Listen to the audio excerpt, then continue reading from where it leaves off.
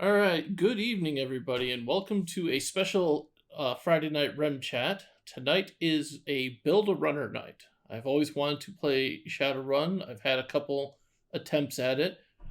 Jester has helped me with that in the past, but Reverend, I'm just going to You call can you use Rev. Revenue Zero. Reverend Zero is here to help walk us through it, as he is a professional, as it were, on this. Also joining us this evening is Thomas. I am Vort, your host as always. And over on the far side there is Jester, who I know I mentioned, but I'm just going to mention again because it's Jester. Awesome. So, just a quick introduction. My name is Aaron. I work with the CDT, so the Catalyst demo team, running Shadowrun. I've been doing that for probably about 7 or 8 years at this point. I also help with the Shadowrun missions community and attempt to help with some of the rulings and just help people get on board with this fun living campaign. So hopefully we can use some of the materials that a number of other agents have helped them put together. The materials we're using tonight are from a demo agent, Grey Wolf. And so we'll be using his material. It's fantastic. That's what they normally bring to Gen Con to do Build a Runner there. Oh, I miss Grey Wolf. I hope I see him this year. I think he's planning on going. We'll find out, right? Like it's not too long away. Nope, it is less than 30 days at this point. All right, so I'm so sad that I can't attend this year. You and me both. We'll be there next year, right? Yes, of course. Awesome.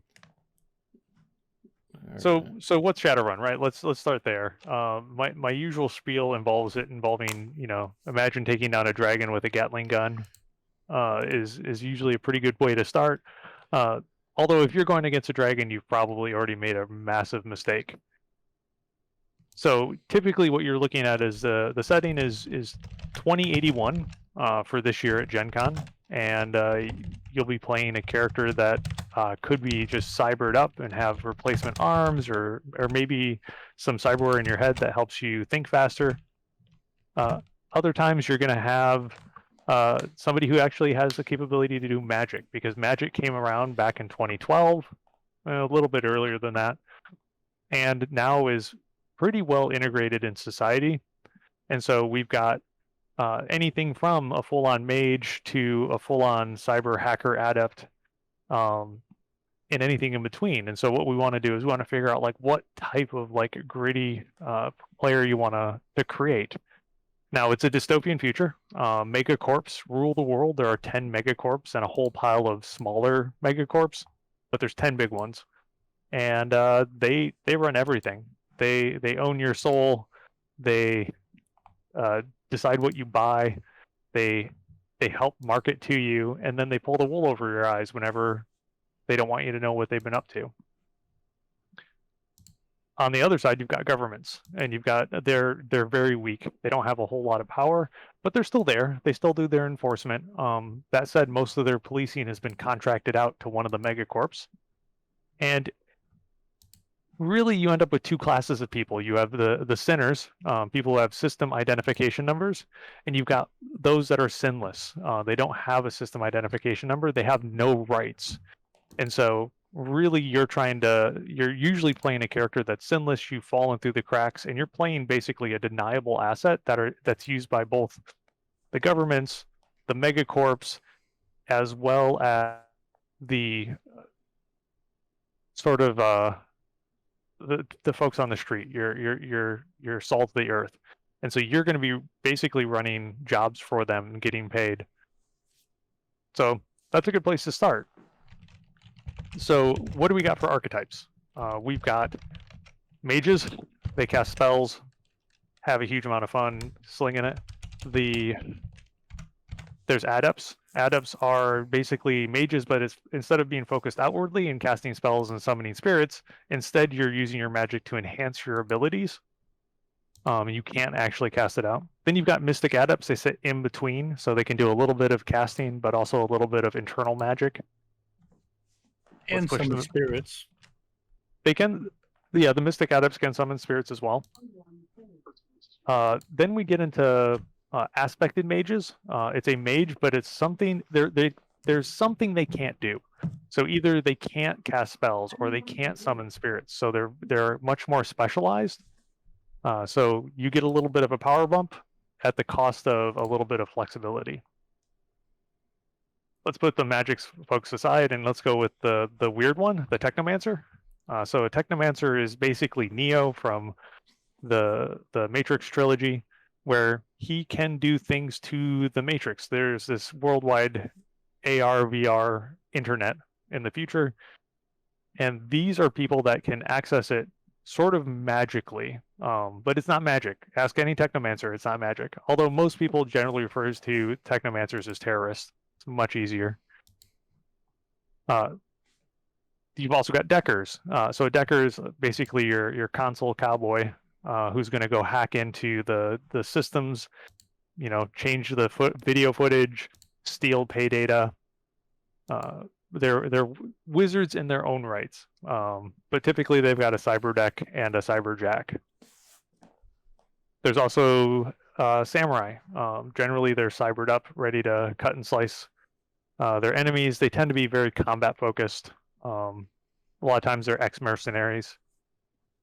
Am I missing anybody? Riggers. I knew I was missing one. Riggers are expert drivers, or they could be masters of a drone army. And so their whole goal is to either overwhelm or do subterfuge using this set of drones. And some of these drones are as big as tanks, and some of them are as small as a flea. And you have a lot of flexibility there. So those are really the main archetypes. It seemed like when we were talking earlier that the Decker is the most interesting to you. Yeah.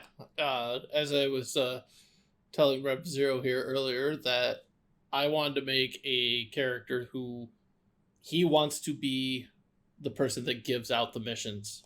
Because I know a little bit about the Shadowrun lore, and the missions are given out by Mr. Johnson. Doesn't matter what the person's name is, it's Mr. Johnson.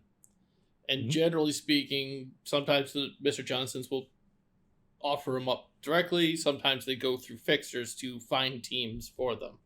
And that's what my character wants to be. He's just starting out. He doesn't have the street cred to do that, but that's his goal, to survive long enough to become a fixer of his own. Yeah, and fixers are great, right? Like, they can get you gear, they can hook you up with other contacts. Like, they are fun little pieces of lore. But they don't necessarily always fix your problems for you, but if you apply some neon, they can usually find a team to help you out.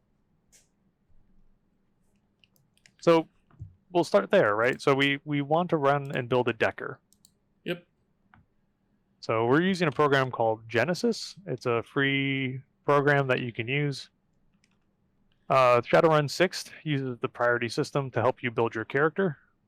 So one of the things that we're going to start doing is picking the things that are most important to you.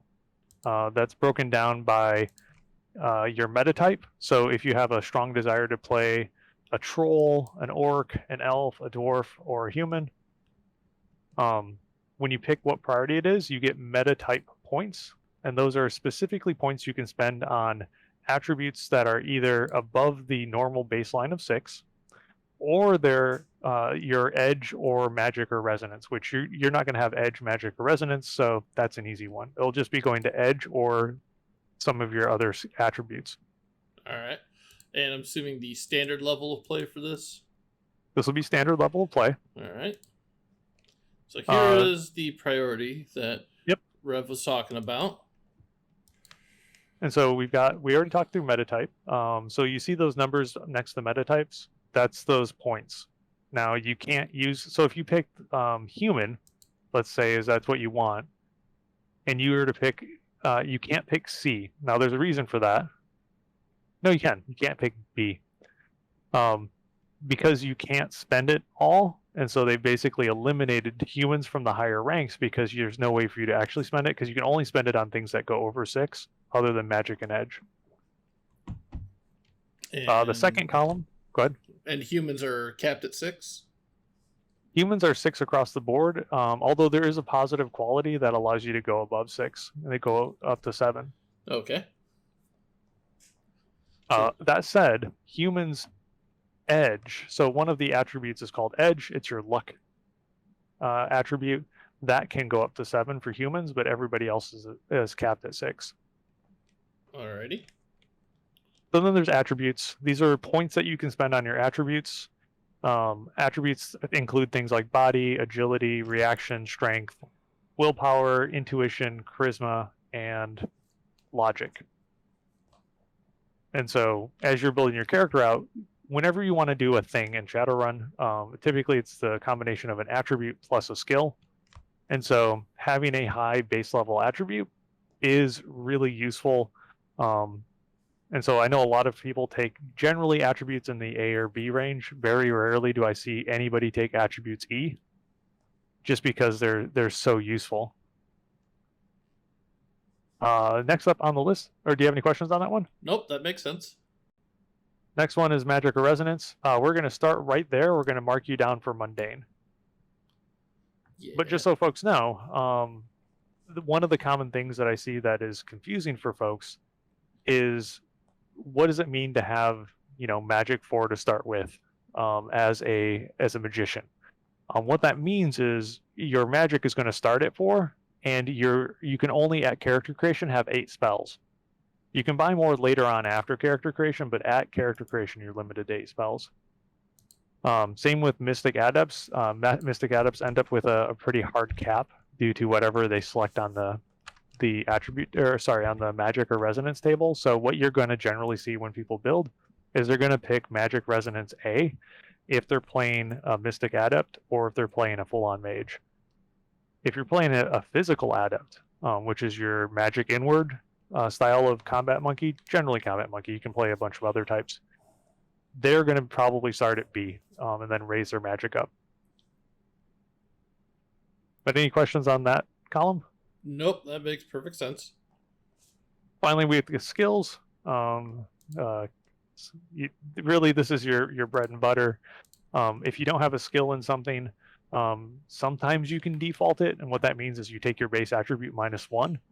And so having a good set of skills that's widely applicable is going to be super useful in a run, because most of the time you don't want to default. So again, you're really at this point starting to balance it. Do I need 20 skill points, or can I get away with 16? And then finally is resources. Resources is the amount of new yen you start with. New yen buys you gear. New yen buys you a lot of your things like your licenses. If you've got a fake identification, really useful to have. Buys you your car, buys you your apartment. So it's good to have a lot of those things. So first off, we'll start with your meta type. So you're thinking Decker. Is there a particular meta type that you're interested in? I'm always partial. Honestly, for the options available there, I'm partial to any of them. I usually go dwarf or human a lot, but I'd be interested to try. I think orc might be an intriguing option. I was just about to say, you're rocking a dwarf beard, so... Yeah, so with orc, what you're going to see is very specifically your body and your strength are going to be higher than 6. So they're generally bigger than humans. They're stronger. They're more resilient to being shot. That's on the racial maximum. When we start looking at what we're going to start with, when you start your character, it's 1s across the board, and we're going to end up buying it up with your attribute points. So those 4 points that you're going to have, because you're mundane, they're going to go straight to edge. So you're already talking about body or strength. As a Decker, not as useful of attributes, but you may want to put a couple points in the body just so that if you do get shot, you have a better chance of resisting it. I don't fall over from a good stiff breeze. Yeah. So generally, if I'm going to recommend new players, they should have body 3. That's going to give you 10 condition monitor boxes, and you have a chance of getting a hit on a soak test, because whenever you get shot or anytime you take matrix damage, that flows over into physical, you're resisting with your body. That's your resistance. There's nothing else helping you out there. All right, let's give. I feel like I might spend a little more just to have a decent cyber deck, so I think I will stay with the spread as I have it. Okay. Yeah, so what this is really going to get you, so let me see if I've got my Build-A-Decker spreadsheet up. I believe that looking at the Decker, your gear is going to be 2 main components, which we'll get to later, but I just want to make sure that you know roughly the cost. You have a cyber deck and a cyber jack. Okay. They have to be used together. You can get away with having a cyber jack, or sorry, a comlink in a cyber deck. But cyber jack is highly recommended. Yeah, it's going to give you bonus dice for initiative. It's going to give you some extra actions for minor actions. Just absolutely crucial. Right. But cyber decks, they can be pretty darn expensive. I think I did not install the proper data packs in here. Okay. That should just be an option at the beginning when you tell it what you want to use. I'm telling it I want to use all that's been published in English. Okay. Yep. I mean, I could Go ahead and I could do the selected stuff here and just start going for anything that's US. Nope, that's German. So Billy Berserker puts in, remember Edge is everything in SR6. There is sort of an Edge minigame. And so the key is how can you generate Edge is going to be the most important thing, because Edge actions are expensive compared to 5th edition. In 5th edition, you got to reroll for 1 Edge. Actually, but you didn't really have a lot of ways to rebuild it. In 6th edition, it's going to cost you 4 Edge to reroll all your failures. gotcha. But if you build your character smart, you can be an Edge generation machine and actually really take advantage of that dynamic. It doesn't list the core rulebook as listed here, so I'm wondering if I got some stuff I need to install real quick. So I'm gonna. no, that looks about. What do you It think? might be default. The core rulebook should be just. Yeah. It can't run without it, Right. so it should come by default. What do you think you're missing? Well, it's like, so I click on org here. It says it does not provide description. Key metatype.org. Oh, This that's see the core rules. Like if I click on, because I was monkeying around with this earlier just to get the sizing right. So if I click next here, let's say I click on ambidextrous. I know generally what it means. I don't know what it means for Shadowrun, and it doesn't give me a description here. So this is assuming... So they don't. Yeah, they don't tell you that because this is a free product, right? So Yeah. they don't have the rights to publish the material within it. Gotcha. generally the rights work is you could list it, you can list the name of something, but you can't give a description. Gotcha. That's when you start to do it. I mean, the general rule of thumb is, you with Genesis you can't play Shadowrun. You can generate a character, but you can't play it. Gotcha. So you still need the books for that. That satisfies it. Gotcha. Usually. All right. So, yep. Took orcs. I've got the default qualities of built, tough, and low light vision. Yep, those come with their racial. So each race has its own set of default qualities. These are qualities. Yep. So there's positive qualities and negative qualities. One of the things I don't like about Genesis is that it's very prescriptive about when you do these. Typically, I don't buy my qualities till the end. It's because I don't know what I'm going to have left. That said, you should absolutely buy Analytical Mind. Yeah, I was about to mention for Analytical Mind. I'm not a big fan of the idea that you kind of have to do a certain thing to be able to build an ethical character in a system, kind of like that. But sadly, that's just kind of the way that 6 is with anyone that does logic-based tests. Analytical Mind is really cheap for what it does, especially when you compare it to other qualities that essentially do the same thing but for different attributes. And it becomes very vital tool for anyone that does logic-based tests. For 3 karma, I buy it if it's a rigger. I bought it for fighters for 3 karma. Understood. Yeah, especially if that individual is doing anything logic-based, right? Yep. Which first aid is logic-based. Right. I have small unit literally- tactics, is that logic-based? Yeah. Yes. So that would even be a thing for like a gun bunny, right? Yep. Like could take analytical mind, dive into small unit tactics, and really kind of play the edge game really nicely that way. I mean, I walk into a room, I accidentally spray my machine gun, hitting everybody, and then I give them all first aid, and I'm recharged on my edge is recharged. That gets into the don't abuse the edge game. Don't abuse edge. Gotcha. Abuse it. Yeah. Analytical mind is, even if it were 13 karma, which would line up with a lot of the other ones that do similar things, totally still worth it to have if you're a decker. That said, you can build a good decker without it. It's just a little bit harder. And so what you're looking for is, how do I generate edge? Because you want to be able to generate edge on every turn so that you can spend it on the following turn. Gotcha. So the other way that typically you gain edge, if you've got a GM that's listening for you to do good planning, they can award edge for good planning. Another one is attack rating and defense rating. If you ever beat whatever you're attacking's defense rating by 4 or more, you gain a point of edge. And so when you're going against, like, let's say a comlink, there's a good chance that its defense rating is probably going to be 4. Your attack rating with your deck and jack is going to be somewhere in the range of 10. There's a point of edge.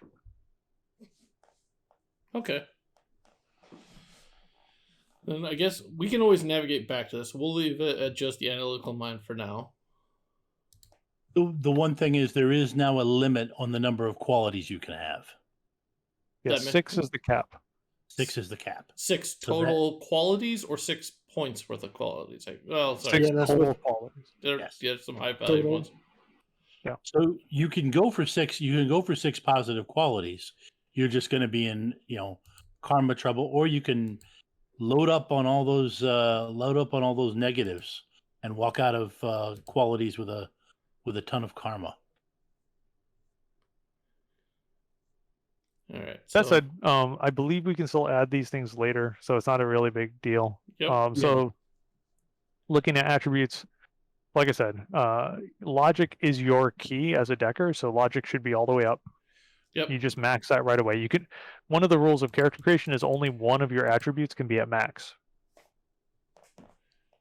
Makes perfect sense. All right. Let's have a little bit of agility. Heck, let's do this. Oh.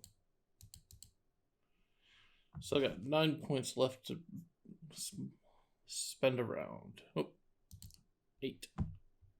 And you still have to, Nope, I did the meta type first. So okay, so you only wanted 1 edge? I can choose not to put the strength there. I can spend it here. I don't even need 3 strength. We'll go. What is average, I guess, as a 2. Across the board, if you're a human, average is 2. Okay. 5th edition average is 3. For what we've seen with SR6, it's 2. So willpower is if somebody's trying to hack you, and you're gonna use willpower as part of your defense roll there. So willpower being 4 or 5 is probably going to be helpful. Yep, that's already capping me out there. That's fine. Okay. Yeah, intuition is your other one, which is your ability. So matrix searches are electronics plus intuition. All right. So instead of logic, you use intuition for searches and for identifying things on the matrix. Your own level of fuzzy search in your head. Got it. Yep. Reaction is you're going to be your physical ability to dodge and your physical ability to have initiative. When you're in the Matrix, it's intuition as opposed to reaction.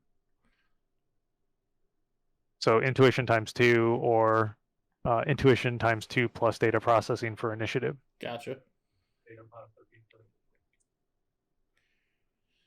You know what? I think I'll spend a point there because charisma can't go a little farther, obviously. Okay. So with SR6, you are capped at the connection and the loyalty of any of your contacts at your charisma. Gotcha. So if your charisma is too low, you're stuck with some small potato contacts. Now, can you ever improve attributes after character creation? Yep. Generally, the cost is 5 times new rating. Okay. But only up to your max? Only up to your racial max. If you ever wanted to buy the quality, which I believe is called exceptional attribute, that the cost at character creation is I think like 13 or 14 if I remember right. I don't recall off the top of my head. It's double that after character creation, but it may be worth it. Okay. Also, I fully expect someday that they're going to have some geneware or nanoware that's going to be able to increase your attributes beyond it. The other way to increase an attribute beyond your racial max is augmentations. So if, let's say, you've got your orc and you've decided, you know, they've taken hits over and over again, you eventually just said, like, screw it, I'm going all the way to body 8. You can actually then get like bone density augmentation and get your effective body for soaking damage up to like 12. 12 or no, 11. But yeah, a big number. Yeah, let's see. I got 2 points left. Let's just go. So is there an augmented cap on the attributes? You can never go over +4. So it's not +4 over max, it's +4 over whatever your current rating is. Okay. So if you're an adept, it's the same thing. If I've used some sort of magic ability to get my strength up, it's still capped at +4, no matter how many points you stick into it. So just looking at the stats here, the Matrix AR initiative sitting at 0. What dictates that again? Well, we're going to need to get you a deck and a comlink. Gotcha. Gear. But don't worry about it. It's intuition based and data processing based. Gotcha. AR is not as useful to you. You're typically going to want to be in full VR. Understood. All right, so then we'll leave this here for now. We can come back and spend karma later. Are you building Bull the Orc Decker? No. Oh, I'm just joking. Who's also a fixer. I don't think Aaron's familiar with that character. Oh, okay. One of the staples of the Shadowrun community is Bull. He actually ran Shadowrun missions as the mission line developer for a long time. Gotcha. And has contributed to a number of books, and yeah, that's his nom de guerre. Understood. All right. So we hit next. So now we're into the skill allocations.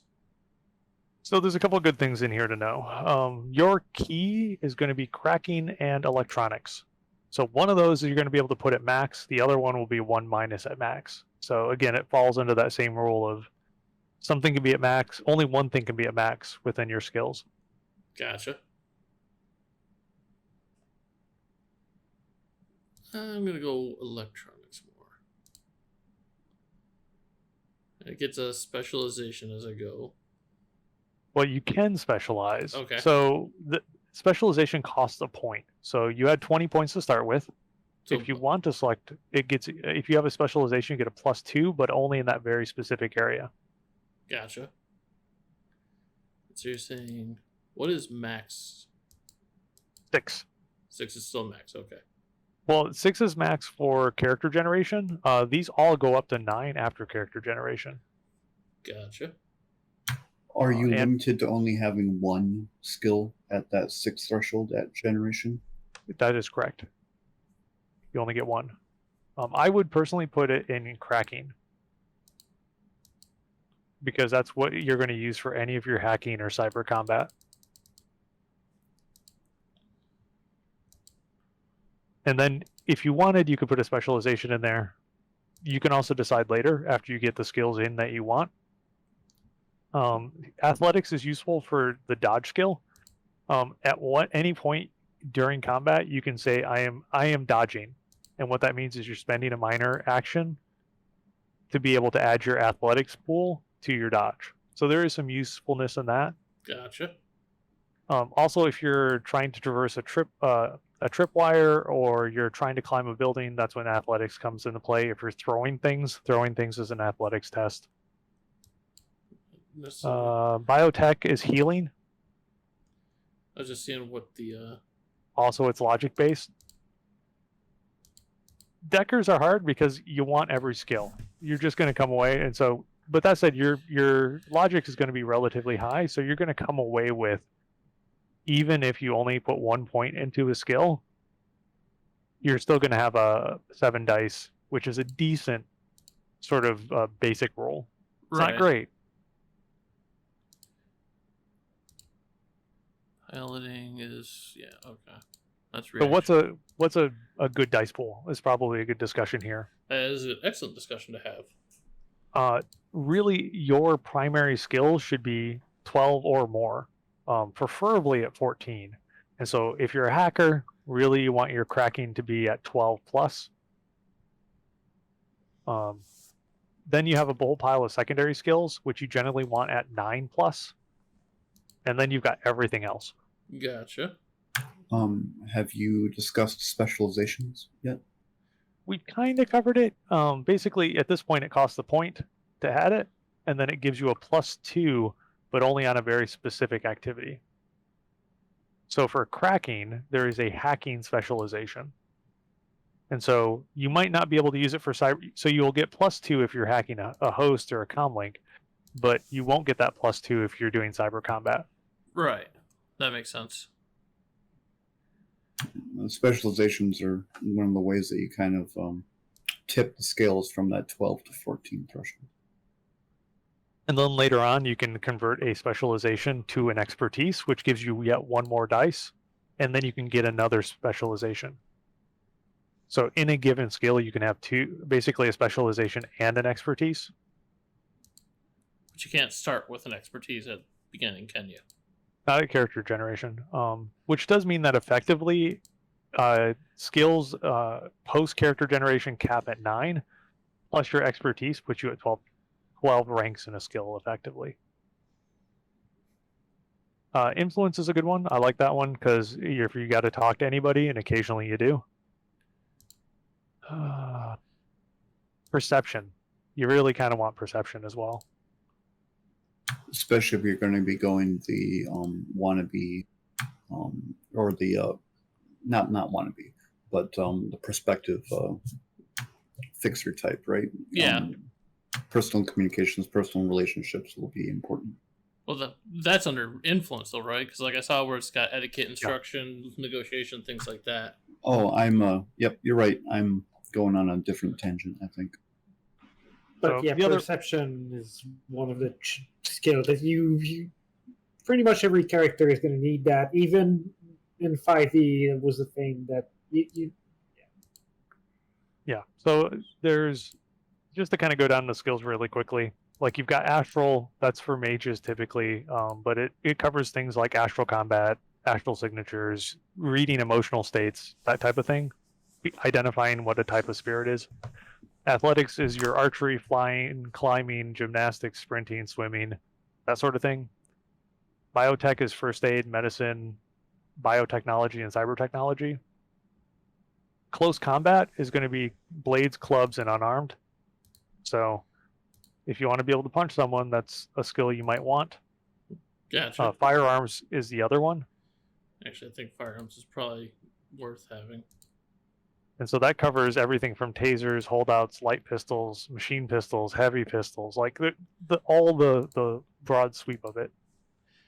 And you can pick up specializations later? Yes? You Yes. can. I believe it's 7 karma after character creation for a specialization. Gotcha. So usually you do a mission, you can specialize if you want.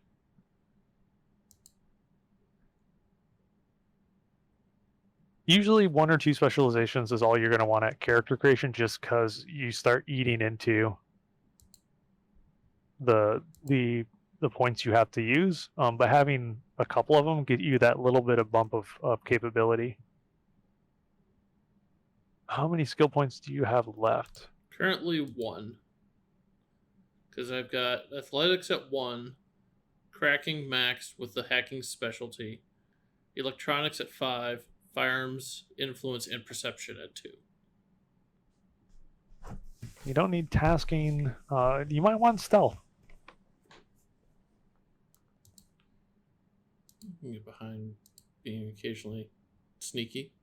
I'm just looking at Occasionally, it's Billy nice to. Berserker is asking about engineering. Does he want to consider That is a engineering? good question. So engineering usually is going to cover the mechanics skills. So if you've got to fix something, right. It could be that you need to fix your own deck. That is a thing. Now, would that not fall under a computer specialty for electronics? It generally would. You're right. So it's typically if you have to fix something else. Say, because So, like a engineering car. does stuff like aeronautics, mechanic, armor, automotive mechanic, demo, gunnery, industrial mechanic, nautical mechanic, and lockpicking. So Yeah, if I you're would- commanding guns on somebody else's vehicle, then yeah, gunnery is great. I would imagine the engineering would be more important if he was going rigger than it will be if going decker. Lockpicking is the only one that's also kind of nice, but it's off of agility. So if you're picking a lock to be able to get through, you're typically just going to go spoof command, open Yeah. lock. Yep. Yeah, I think you can get away without that one. Con, sometimes it's nice to have con to lie. It comes up frequently. I mean, if you want to be like a modern hacker and just like call people and like bull direct them on the comlink to get their passwords, that could be a way to be a hacker. The rubber Social hose method of getting engineering. yeah. I always called it the rubber hose technique of getting a password from someone. All right, so it sounds like you've used all your points. Yep. Now on to knowledges and languages. Yeah. So first off, you'll want to pick a native language. Can I edit this? No. I think you can just.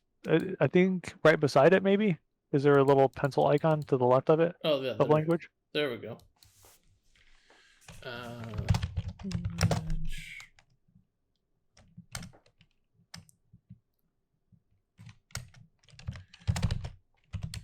It's your native language. We're just going to stick with English because I don't get myself in trouble that way. Native language, leet speak. You're a hacker after all. All right, we're gonna unmute Tom. Yep, I got it. I already did. Not on my side. Oh, not on your side. Okay. The other one you're gonna want to take Cool. is probably a couple of knowledge skills. Now, knowledge skills are based off of your logic, and so you're gonna have, because you're a decker, you have high logic. You're gonna have an ability to pick additional knowledge skills over what other folks are able to grab. Okay. How many are you able to grab? Said I had 6 before I added the one that's currently unnamed. Okay, perfect. So, what are some useful ones to probably have? Given that this is in Seattle, you may want to know about Seattle gangs. That sounds reasonable.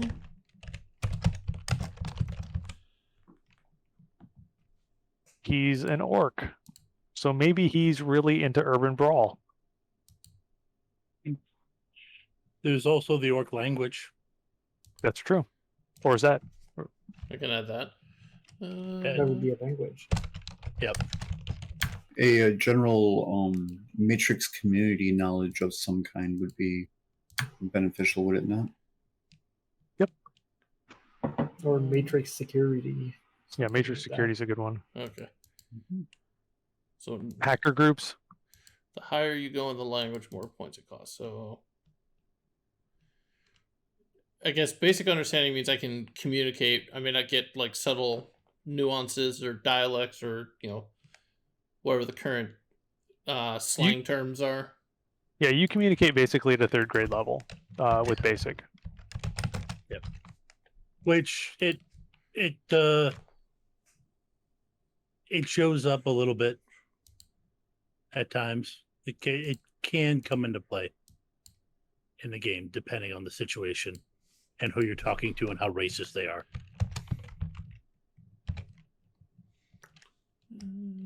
Is your intended character much of one to be on the club scene or anything like that? What about Seattle bars and clubs? Possible. I was trying to think on the Matrix culture. They're trying to. There's Matrix games. There's Matrix Security. There's Data Havens. Yeah, the Data Havens, I think, is essentially where my brain was thinking previously. I like this Matrix gangs. Yep. Because that's the thing. There's gangs one in Matrix too. There's one in Puyallup that goes by the name the Reality Hackers. Nice. I'd imagine they probably deal in BTLs. A little bit of everything, but yeah, BTLs are one of their specialties. They really hate the Yakuza.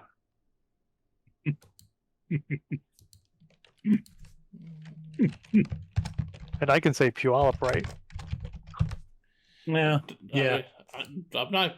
I don't censor on Friday nights. Well, that's not true. I will censor obvious things that need to be censored, but generally, I don't censor on Friday nights. I massacre Seattle names. I've done a number of playtests with Tom, and it's like every time Puyallup comes up, it's just like I can't say this. And I'm like, I know it's okay. I come up. I mean, yeah, it's just one of those words. I'm never going to try to pronounce it because I'm pretty sure I'll do it poorly. Well, so go ahead.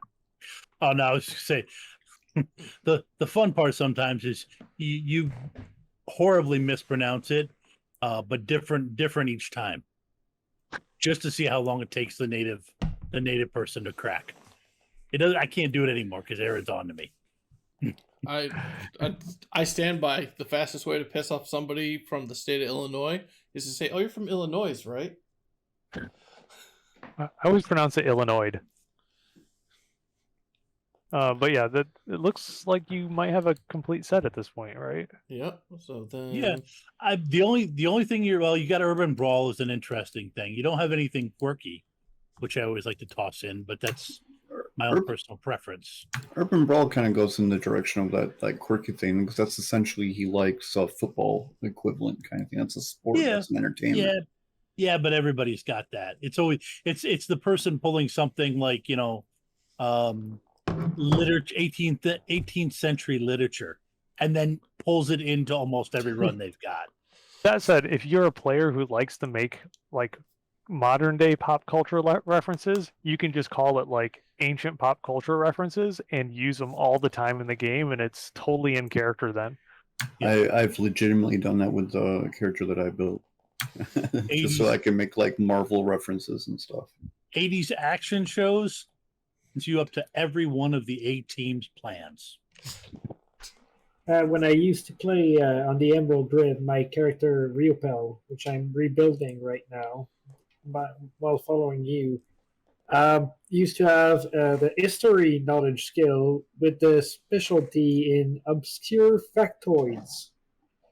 And I've used that so many times, like, okay, because you play Shadowrun, you're always like going to investigate some weird crap. And then I'm like, well, would you have heard about that person because of that, or a family member of them or something? And GM would always give it to me, like, oh, you have that weird thing? Yeah, Go ahead, roll it. And yes, you have heard about rituals about the ancient gods that you read in a book. I had one player who took Does It Burn as a knowledge skill, and what Admiral Akbar knows. And after he created it and we ran a few times, I was like, you do realize, does it burn? I always answer yes. And what Admiral Akbar knows? He doesn't know it's a trap until it's sprung. It doesn't help you. Wow. Okay, so it looks like I got a little bit of karma here to spend. Yeah, we'll do the karma later. Karma's Okay. last. All right. Yeah, with the Genesis client, you can actually apply that pretty much after you've done that pretty well. So for street name, one of the tricks I always use is after my first run, what did my team name me? And sometimes it's positive and sometimes it's negative. Maybe your wannabe fixer hood is actually playing into it, like they call him the connector, or right, like there's always something, Mr. Nobody. I don't know. Like there's always something that plays in there. I mean, I tried. They're gonna name me something, and it's gonna be fun way. But I ended up being called Etienne for an entire season of streams, so I doesn't always work. It doesn't always work. No. You have to let them know ahead of time. Like, by the way, guys, I'm looking for a new street name. Not like this one's a temporary placeholder. Yeah. Fair. I mean, hopefully it's not Stumpy. As Stumpy the orc.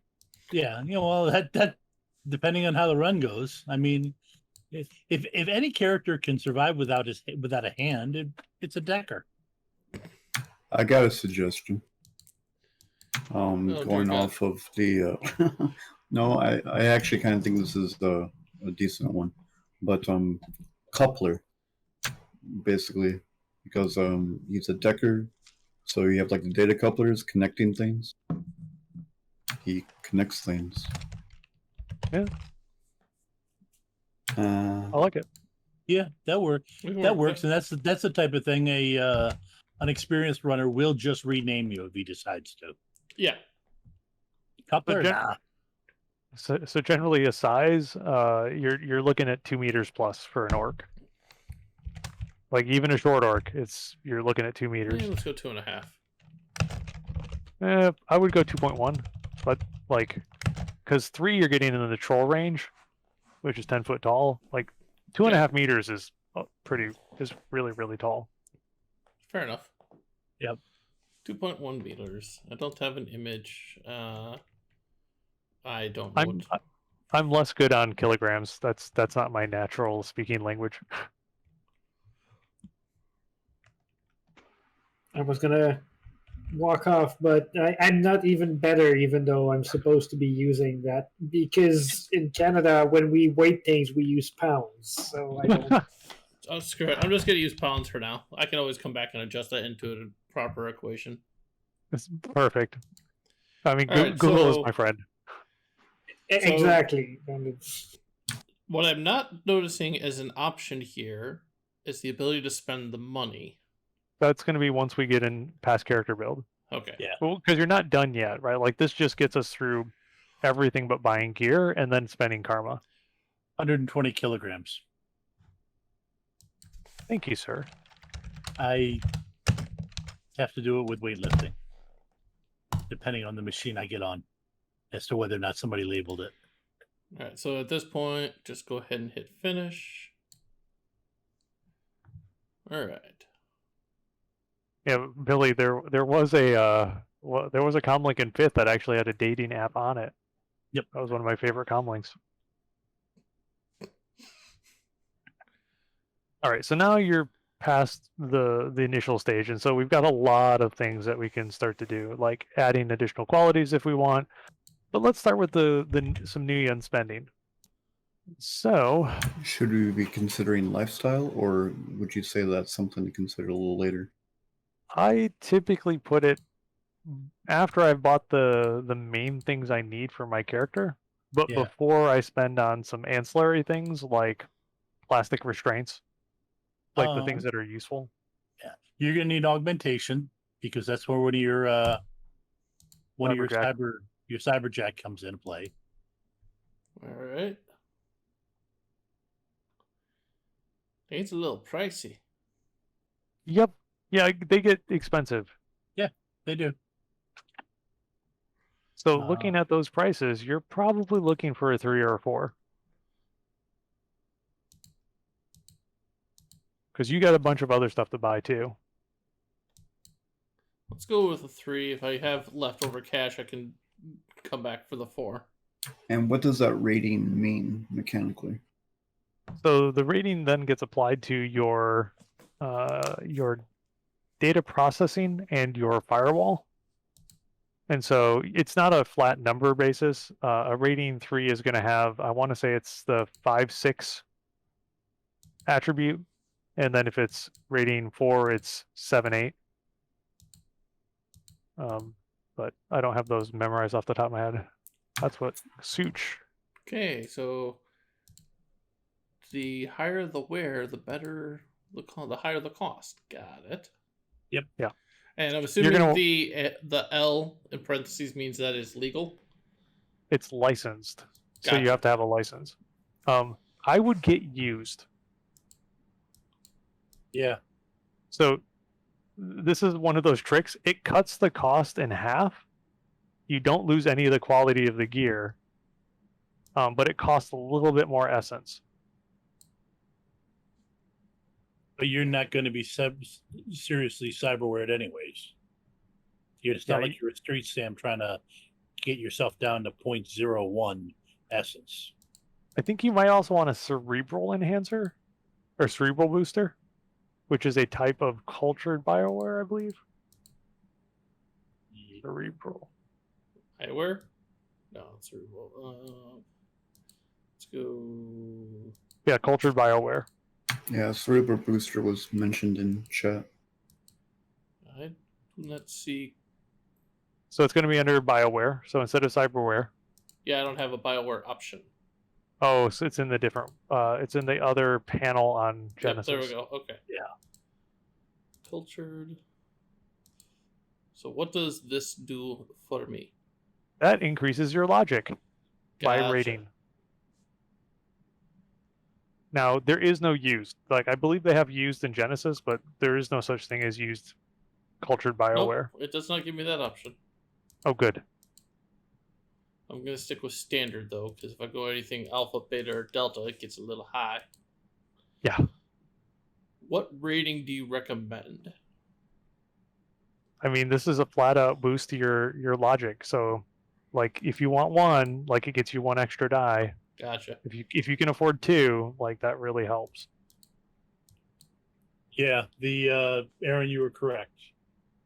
Cyberjack, the rating 3 gets you a 6-5 attributes, data firewall. Isn't too bad. Matrix Init boost of 1. Yeah, I mean, you get. It's one of those things where bumping it up to a 4 gets you an extra Matrix Initiative boost.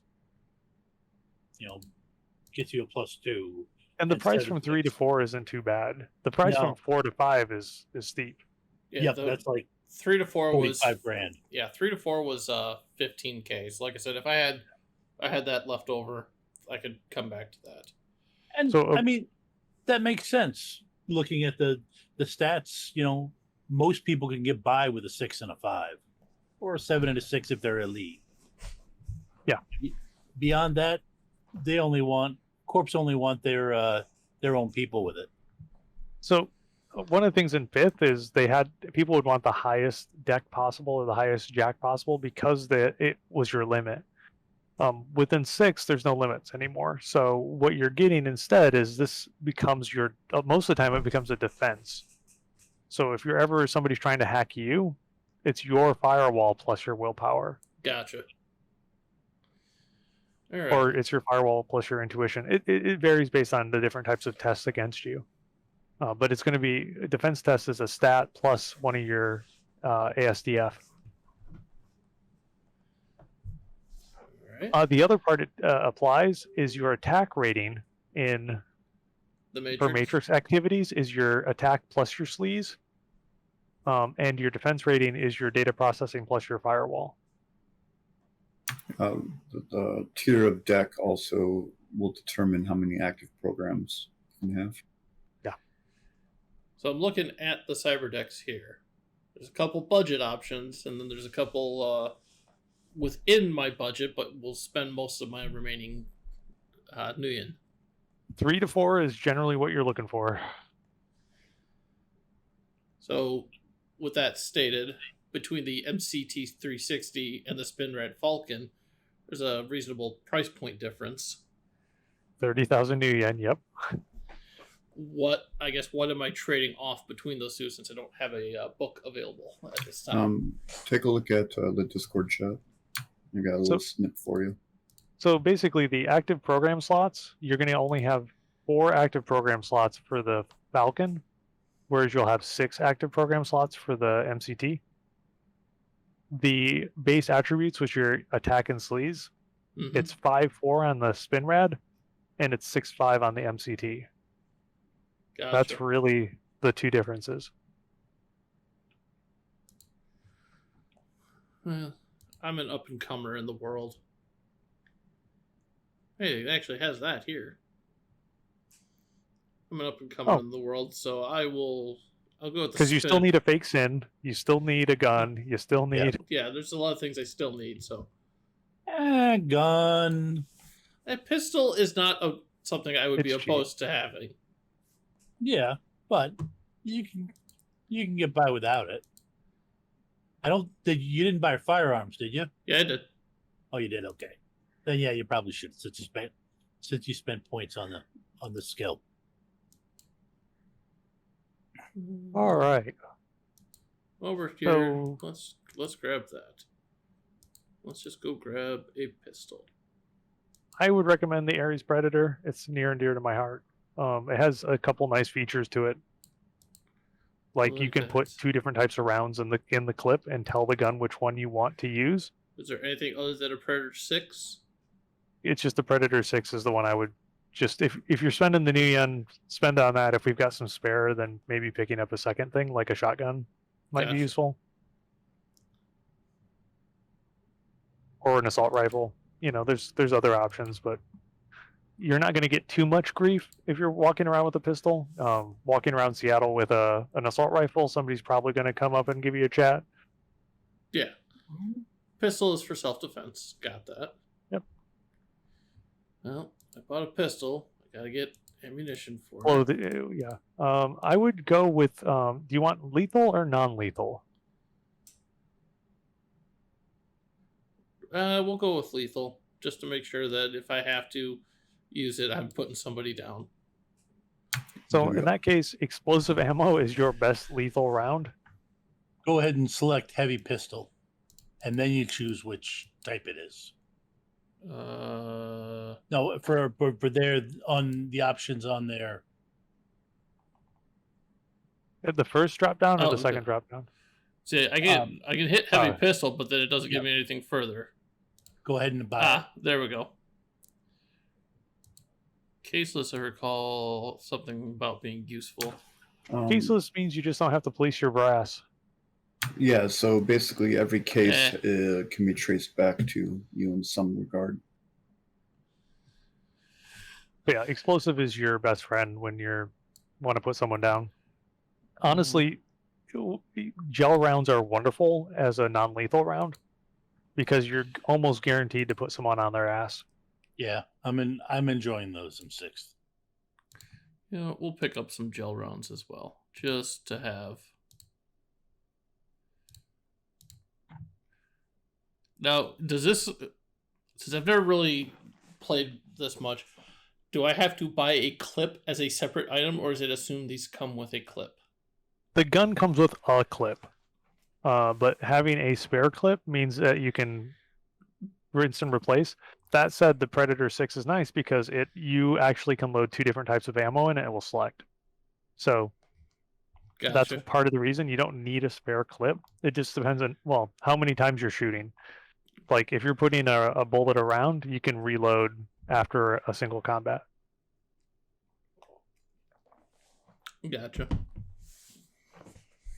All right. And I would imagine that you should not be the primary lead slinger in an engagement. No, I don't have any intention of being that. So, all right. You need some armor. Well, I at least need some clothing. That's for certain. It's so when you pick your lifestyle, that will sort of dictate like your base level clothing. If you want something special, that's when generally you're picking clothing. So you may be picking high fashion armor, or you could be just picking a good old fashioned armored jacket. These things basically add to your defense rating. So if you have too low of a defense rating, then people are going to gain an edge against you. If your defense rating is high enough, which honestly is actually fairly difficult, you can actually gain edge on your defense. Gotcha. But your typical ones that you're going to pick from, first off, decide if you want high fashion or regular. I was just thinking regular. That just the armor clothing here. Well, I would probably go with either an armored vest or an armored jacket. So that would probably be under armor. The Correct. classics. We'll go with a. We'll go with the jacket.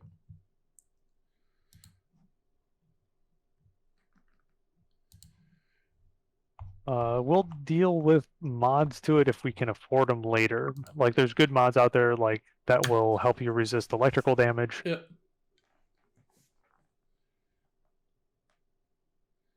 We'll skip martial arts. That's not your thing. Catching up on chat here, and Billy Berserker having issues with capsule rounds. I have no idea what those are, but we'll come back to that. All right, so I has a gun, I has an armored jacket. So, what'd you suggest next? The living style, the lifestyles. I would probably go with your sins. Probably a singular as opposed to plural. How much money do you have left? You have 106,000 left? 108. Oh, goodness gracious. We're good. Oh yeah. Yeah, I took a lot of money. All right, so give your sin a name. I have a huge propensity for naming them after modern day celebrities.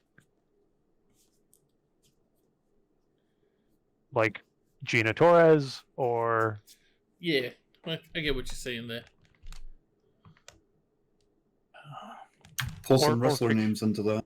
Yeah, throw some wrestler names in. That'd be super fun. Yeah. Hulk Hogan. No. Yeah, I always like naming my sins and stuff, like little cues about what inspired the characters, and yeah, it's always fun. Adam Page. Tended to use obscure characters from comic books, their real names. So then the quality name here. So that's going to tell you what rating your sin is. The higher the rating, the better it is at avoiding setting off flags with police. And makes it easier to, rent vehicles and such. Gotcha. But it So does. memory serves, the rating is the number of successes that they need to exceed to know that it's fake. If they equal, then something looks off and they might try again. But if they get fewer successes than the rating, then they think it's legit. Yeah, so typically what you're going to see, the equation I've always seen, in one sin, the description doesn't match, the gender might not match, the genetics might not match, the eye color definitely doesn't match, right? Like rating 1 is just a name and some random stuff. 2, likely there's a couple things on there that do match, like they'll at least get your meta type right, but that's probably about it. You get to 3, you're getting a little bit closer. 4 is a reasonable approximation, and a rating 6 sin is basically a real sin. Gotcha. Just happens to be one you bought, as opposed to one that was given to you. Do I have to add anything to the description, you think, at this point, or just... Not generally. I actually like having 2 sins. I like to have a good sin that I tie to my bank accounts and my housing, and then I like having that sin that I run with that's a rating 1. And you know what? If it gets burned, I'm only out a little bit of new yen. Yeah. Yep. Yeah. Having multiple identities will help out a lot for making sure that any enemies that you make are not going to be able to trace you back to your nest quite so easily. Right. There's a couple other things that generally come up there as well. Like at the end of any run, there's a chance that you gain heat. If your heat ever achieves 10, then your lowest ranked sin that you used on that run is burned. And so having a cheap sin is really useful as just sort of like, hey, I burned that sin, I'm good. Gotcha.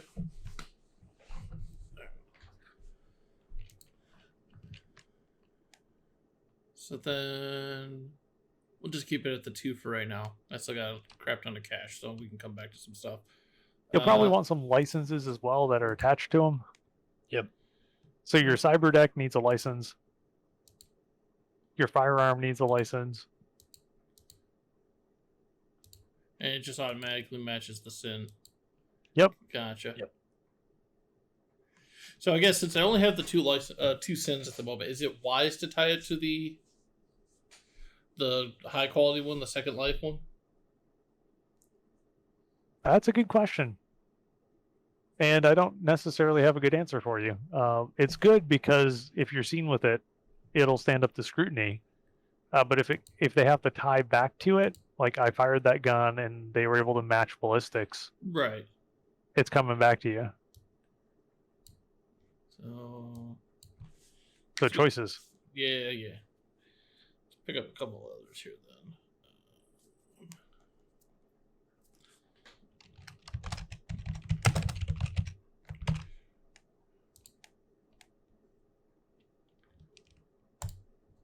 That said, you're 6, I'd probably just make a 4 and save some new yen. I guess make another 4, I think. Yeah. Yeah, but I usually have 2. It's just easy to run with 2. But the 6 is somewhat overkill, just because most of the time somebody's not going to do a DNA check on you, which is required for a 6 verification.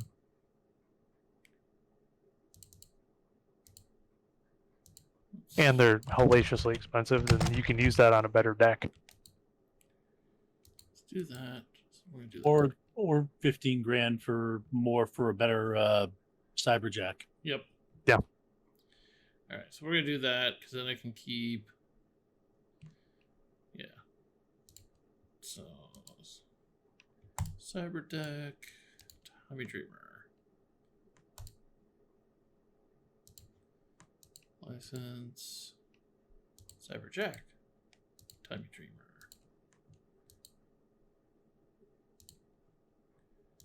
Yeah, that's and then a firearm. I think that will cover all of your restricted needs for now.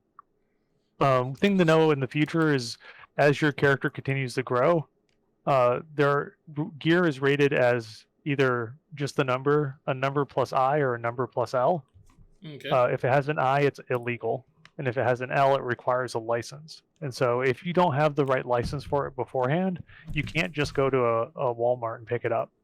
Instead, you actually have to go get the license first, and then you can go pick it up. For firearm, is it? I feel like just throwing it with the burner sin is the best choice there, because then I can just go get another gun later, right? Yep, that's your cheapest solution.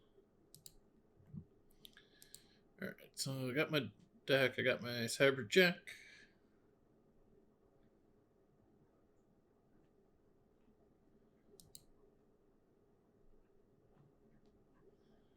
All right, so notes. We'll worry about contacts later. Let's get your lifestyle. Yeah. That's the big one. So there's a number of choices that you have. You have street and squatter, low, medium, high, and luxury. You can just ignore luxury. Yeah. It's a waste of new yen. Yeah. The negatives for street and squatter is that when you start a mission, you're actually going to be starting at lower edge, and because of having to scrape by and use your luck to be able to get some of the things you need. So low, medium, and high tend to be the ones that you're going to generally use. So how do you pick between them?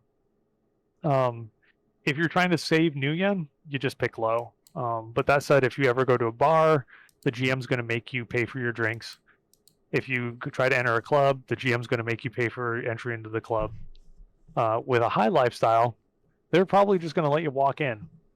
And you pay for it, but it comes out of your lifestyle. So you as a character, you as a player, don't have to track that bookkeeping. When the Johnson wants to meet in an expensive place, it's no big deal. You can walk in because you've got good clothes. Yeah, you've got good clothes. I like medium personally. It's 5,000 new yen a month. For me, it depends on the character. I mean, the feel I get from this one is that this one's middle. Well, yeah, he's on his way up. Yep. Yeah, he's on his way up. He's not there, but there's a few others, especially some faces, where it just makes sense for them to be high.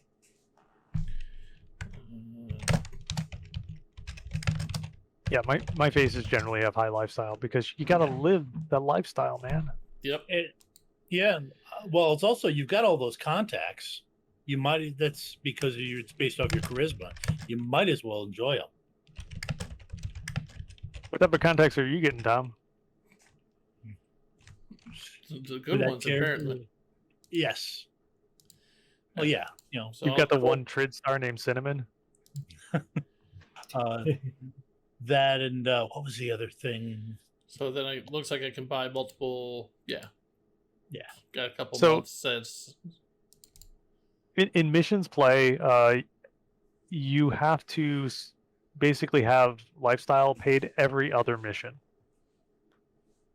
That's how they're tracking it. So every mission equates to 2 weeks. Gotcha. And that's specifically SRM. So if you play the CMPs don't count against that every other mission sort of rule. Alrighty. Well, we'll stick with just the 1 month paid for right now. Because I'm assuming that's what the modifier here is, the number of months, right? Yep. Okay. Yep. All right. So we can probably either whip up some contacts or go back because we've got new yen that we can probably adjust. You might want a car. I recommend the most Shadowrunner of all cars, the Dodge Scoot. Trying to figure out what's wrong here. The one thing with contacts is what you're limited. Is there a different thing with contacts? How we limit what they can buy? It's 6 times total rating. Your connection and loyalty is capped at your charisma. Right. So I got 24 to spend on contacts, so I have a fair bit of play with that. Yeah. I'm trying to figure out what it's telling me I have to fix. Maybe it's 4 times now. What's that? It's telling you that I think that it's asking you to spend more money. Yeah. Yeah. Yeah, it's telling me I should spend at least 74,380 new yen more. Yes, you can only carry 5,000 new yen into play. Right, no, I get that. I'm just curious as to why it's giving me the error code in just the combat when I could be spending it in some other areas.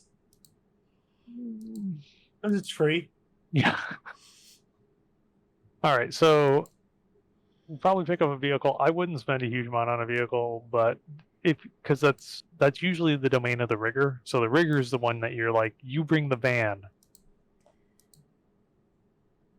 Yeah, I'm going just a cheap motorcycle. Well, okay. I mean, feel free to spend it because the GM has fun crashing them. So what I'm hearing is I should buy my own submarine then? There are submarines, yes. Yes, there are. Yeah, I'll just take a Dodge Scoot. Apparently did not select that properly.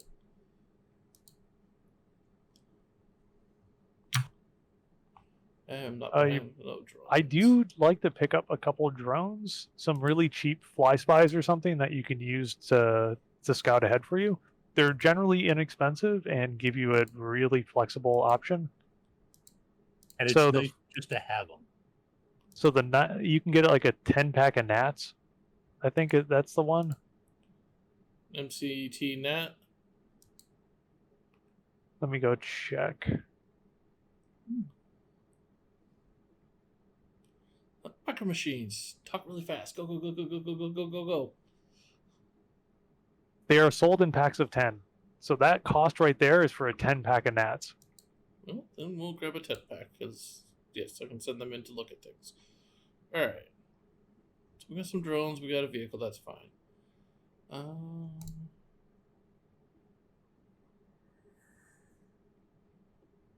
Alright. Look. Can I edit that? No. Okay. You should. I have to delete it and then... because I can't go in and change it. I gotta go delete it, then go buy a newer one. So... Okay. So the other thing is your cyber deck, you decided to get a head-mounted one. Well, if you wanted, that cyber deck could be something you carry with you, or it can be injected in your head. So right now you had it currently set in your head. Cyber deck. So it's useful. Like if you die, you bring it with you. Yeah.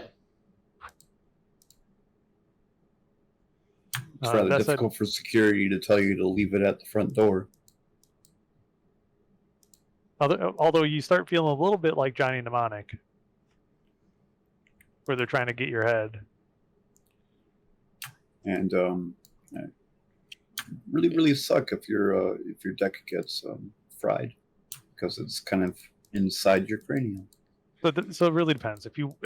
There is a new yen cost and an essence cost to have your deck in your head. Gotcha. So getting it as a separate thing sometimes is easier to deal with. So since I got the money and I can spend update here, go up to a Kitsune or stick at a 360, you think?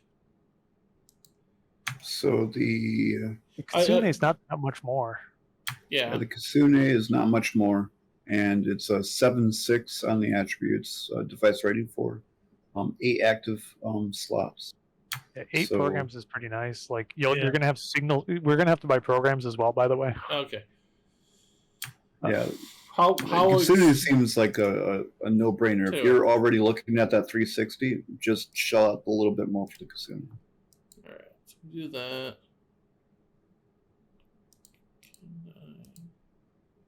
So now we're still sitting with 30,000 new yen left. Yep. Is that still purchased as if it's in his head, or is that just the way that he's purchased it in his head? Yes. Okay. Because I purchased it as cyberware. Yeah, you can delete it and purchase it under equipment if you wanted. That's up to you. Why is it 107 there? Because there's a cost for the cyber surgery, the put it in your head. Right, but it's 5K less than what it advertised when I was selecting it, so that's why I was curious. That's a good question. I have no idea. It should be 5K more, if I remember right, or 4K more.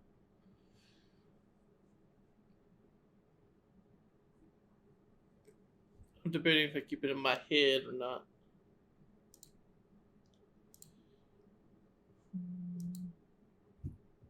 Yeah, we'll keep it in my head. All right. Let's go to. So let's buy some programs. I feel like that'd be under I believe here. that's under other gear. You might want a comlink. A cheap comlink is probably good, like a rating 2 or a rating 3.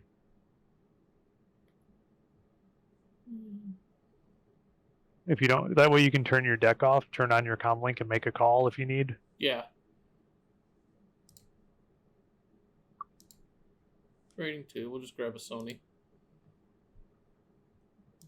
Just double check. All right. Stop that. Security, braking, tactical network instruments, IDs, code 6.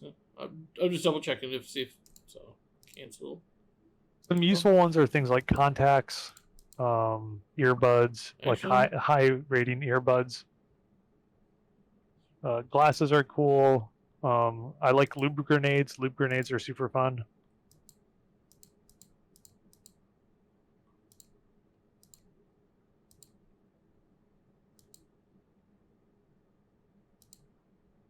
You don't need trodes. You have a cyberjack. I'm just looking through the stuff here. So, all right. So, Bug scanner. That's really useful.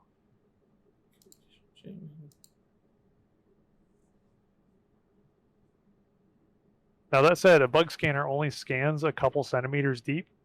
So if somebody does have a bug on them, they may have gone real deep on it, just as a warning. Fair enough, but still seems like a good idea to have.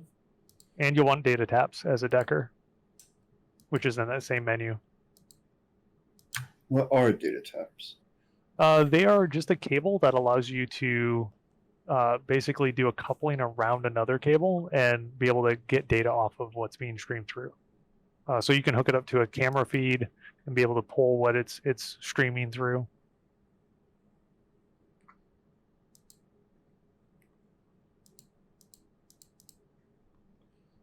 Five seems good there.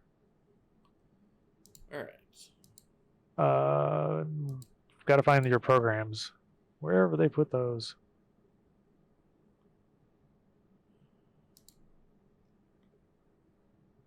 Because I got the list up that are useful. Not that.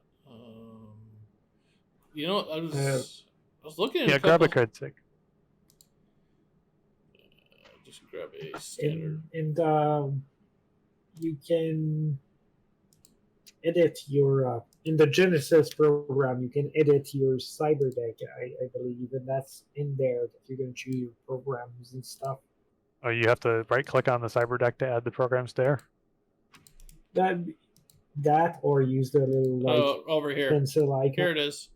It is actually Perfect. it is actually under here. So you're gonna want signal scrubber and baby monitor to start with.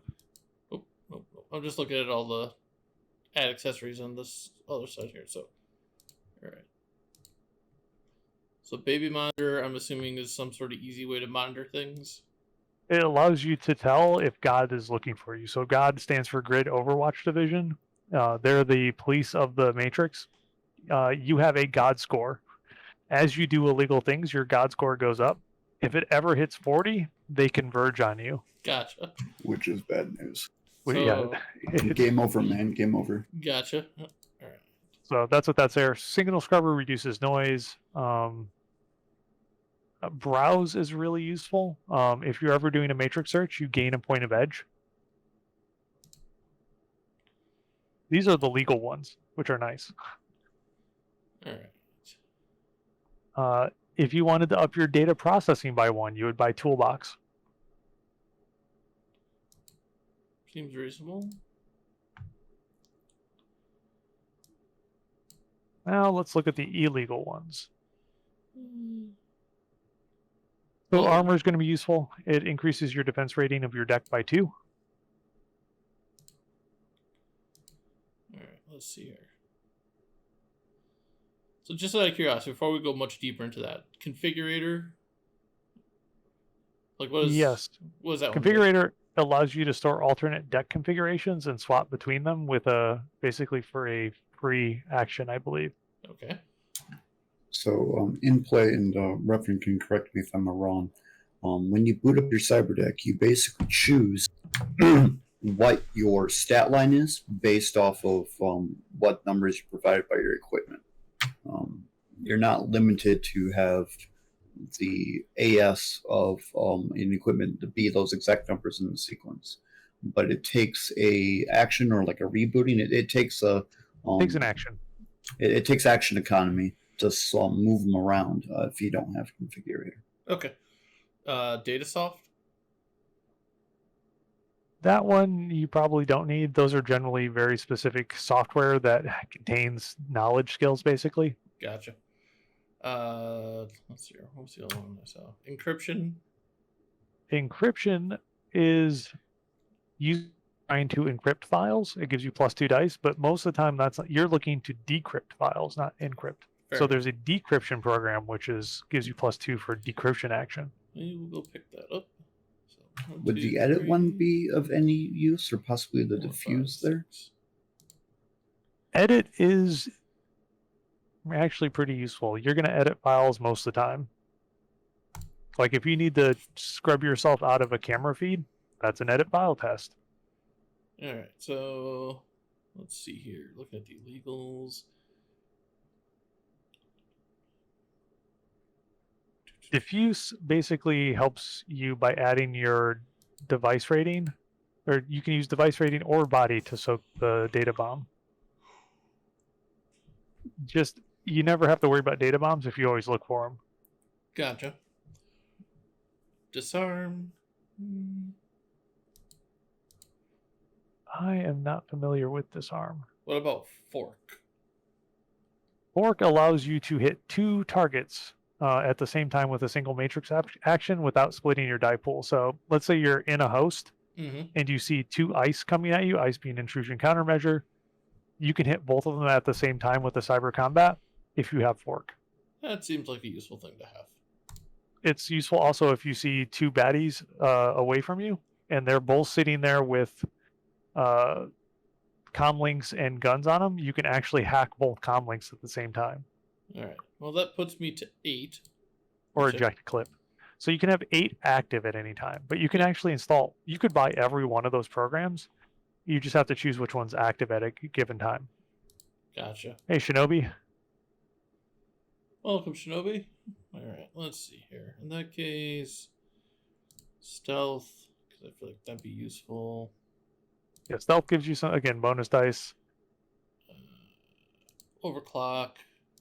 So overclock allows you to add 2 dice to any matrix action, but one of those dice has to be the wild die. So there's a wild die mechanic. If you roll a 5, it's a hit. If you roll a 6, it's 3 hits. If you roll a 1, all of your 5s don't count. All of your 5s. Gotcha. So. Well, it's reserved for when you need it. That is true. And trace is really useful. So if you ever need to trace where somebody's at, like you've hacked their comm link, you don't know where they're at, you can trace icon and find out like where they are in the physical world. Trace gives you bonus edge.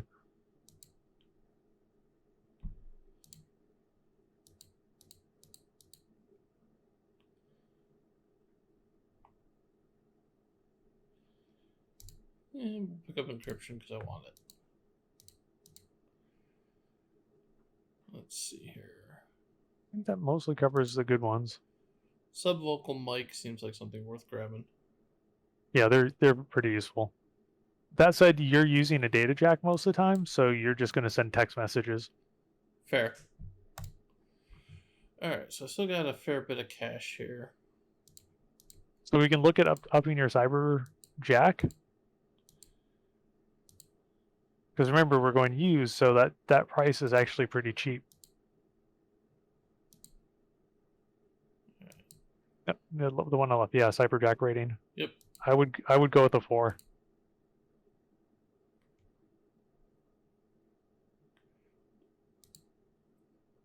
Let's see if it lets me.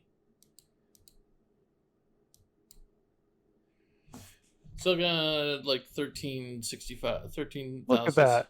65 to spend. New yen to burn. All right, at this point, it becomes the fun time of you can spend what you want. Things like plastic restraints are great. Breaking and entering tools are great. Additional spare weapons and ammo is great.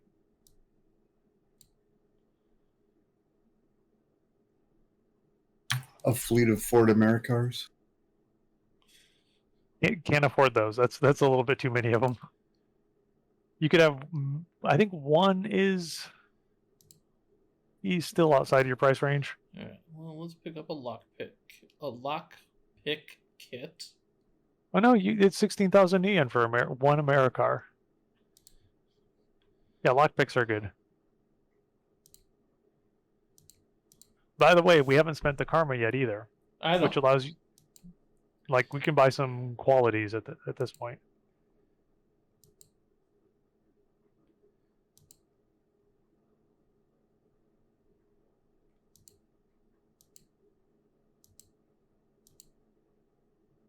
Glasses are useful. Contacts are useful. You said earbuds are useful. Yep, because you can get earbuds. Yep. So once you get earbuds, contacts, or goggles, then you're going to want to insert stuff into them. So go edit them. Yeah, you're going to enhance them. So select sound filter is your best friend. So if there's explosions, you can actually tone down the explosions. Would you want to grab any stem patches? Yeah, probably. Okay, so if I do that at rating 3, that That fills that capacity up. Yeah. why will you? But not... it gives you 3 bonus dice if you're trying to avoid having your eardrums blown out. It won't let me undo. That's weird. It's not perfect. Get rid of that.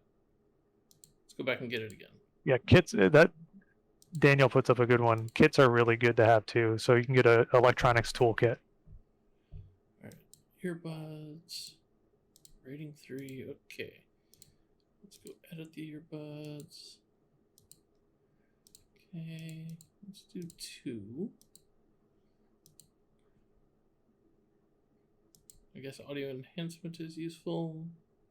For perception tests that are specifically audible. Alright. So keep or that. oral. Alright. Where would kits be under? You can do a generalized search, I believe. Just look up toolkit. Nope. Let's try Is kit. he going to want to buy any data I chips? think they're in other gear, Oh yeah, other gear. and then you go into tools and standard goods. Here we go. Kit. I think it's just Medkit is useful. Always forget about medkits.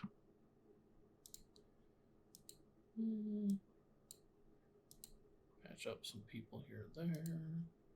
Okay, let's go back to kit. I'm gonna grab kit itself. Choose skill. Okay. So Electronics. Yep. Grab it at that. Hang on. Skills. Chat's suggesting to look into some breaking and entering gear. Yeah, so beyond the bug scanner, there's other things that you can use, such as Well, got locked. meg key copiers and. Well, let's get your contacts first, because the eyeball stuff tends to be a little bit expensive. Oh, sorry. Will he need anything like data chips? Maybe. Getting a couple of those for like 5 new yen a piece isn't too bad. Yeah, they're very, very cheap. I just didn't know, for the sake of like bookkeeping and Where? the game, how that gets enforced. So is that a BioWare? Is that gear? It should be under the other, or not other gear, or Because looking here under the electronic and technical, and looking under optical. I guess let me check imaging. Oh, there yeah, we go. yeah, I would check imaging. Glasses will hold more, like they have higher capacity than contacts do, for obvious reasons. Mm-hmm. So a lot of times glasses or goggles are going to be really useful. You'll want to have image link. You'll want to have flare comp. Smart link is really nice. Plus the glasses, you can have them tinted, and they're sunglasses, so they're cool. And you can wear sunglasses at night. Yep, because they got low light vision in them. Smart link. Yeah, exactly. Sunglasses with thermal and low light. All right, so I grabbed smart link. What Start with image link. Okay. So what that means is if you're ever doing AR, like the AR overlay shows up in your goggles. That's what image link does. Gotcha. Yeah. Is smart link something I should keep? Yes. Okay. That allows you to see through the sights of your gun. So you can stick your gun around the corner and see through what the gun sees. Gotcha. Now, can't he have that directly as cyberware? You could do cyberware and put it direct in your eye. Or get cyber eyes. That is another choice. I think you get. Do you still get another dice? Yeah. Yeah, you get. So you get It's +1 versus +2 dice on your firearms. right. So you're saying it's better to make it a cyber item as opposed to a pair of glasses that could get smashed? You get 1 extra die. So it's really, I think flavor. The other part is Cyber Eyes costs essence. Yeah. Or if you don't do Cyber Eyes, you just use your regular eyes. You can actually have Smart Link installed in your regular eyes. Again, it still costs essence. Essence becomes a cap for your ability to get healed. So you have to be very aware that if you keep dropping essence down, there's a real cost there. And that's both magical and mundane healing. It affects the target number, like those numbers of successes you need to get. Yeah, thank you. It's in cyberware. Oh, it's okay. Oh, for Cyber Eyes? Yeah.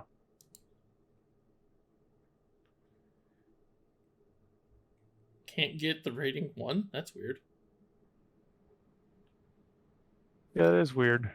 But as you can see, like you can get flare comp directly in your eye. You can scroll down further. You can get any of the optical enhancements like directly installed in your eye if you want. And you're an orc, you already have low light vision. Right. Yeah. All right. So he loses the low light vision the moment he gets Cyber Eyes. So yeah, that is correct. So it and cyber eyes can get hacked. So yeah, there's that too. Let's see with glasses. But with you being a decker, you should be able to utilize your firewall to prevent such things. Yeah. Yeah, but we'll stick with a pair of glasses. actually, that's a good idea. Nobody's spoofed a. Nobody's. I haven't done a spoof to somebody's eyes yet. Thankfully, I have. It's fun. You can't. I'm gonna shut up before I say something that I can't take back. But anyways, because it'll hurt me on Monday night. No. This is just Shadowrun. This is safe space. This is just Shadowrun stuff. I'll hurt you when I get you to one of my Shadowrun tables. All right, so looking at what you've got, we could go down the B&E route. There's a bunch of gear there. We could probably toss in maybe one or two other cyber items like cyberware or bioware that might be beneficial. But I would like to get some qualities into you. Okay. So the other thing is we can have a lot more new yen if you want. You can actually convert all of your karma to new yen. Yeah, I don't think I'm going to be doing that just yet. I'll probably do some, but so you're saying qualities. Where are we talking? You actually got to jump back. You can, overview. Okay, right. Go to overview. And the qualities are on the right. Oh, okay. Yep. Gotcha. These things. Well, I think you can. Can you just add it there? Yeah. Oh yeah, you can. Okay. I'd always gone back in, but you're right. Back into the assistant, but yeah, you should be able to add it there. All right. So he's definitely gonna want mentor spirit. No. I mean, you can take it, which is always kind of funny. Jester, I still have 2 hits somewhere saved on this computer if I need to pull out somebody that's playing around with spirits and not in the good way for me. I would take hardening. Yep. Hardening allows you to get a point of edge on if you ever take matrix damage when you go to soak it, you get a point of edge for that test. Okay.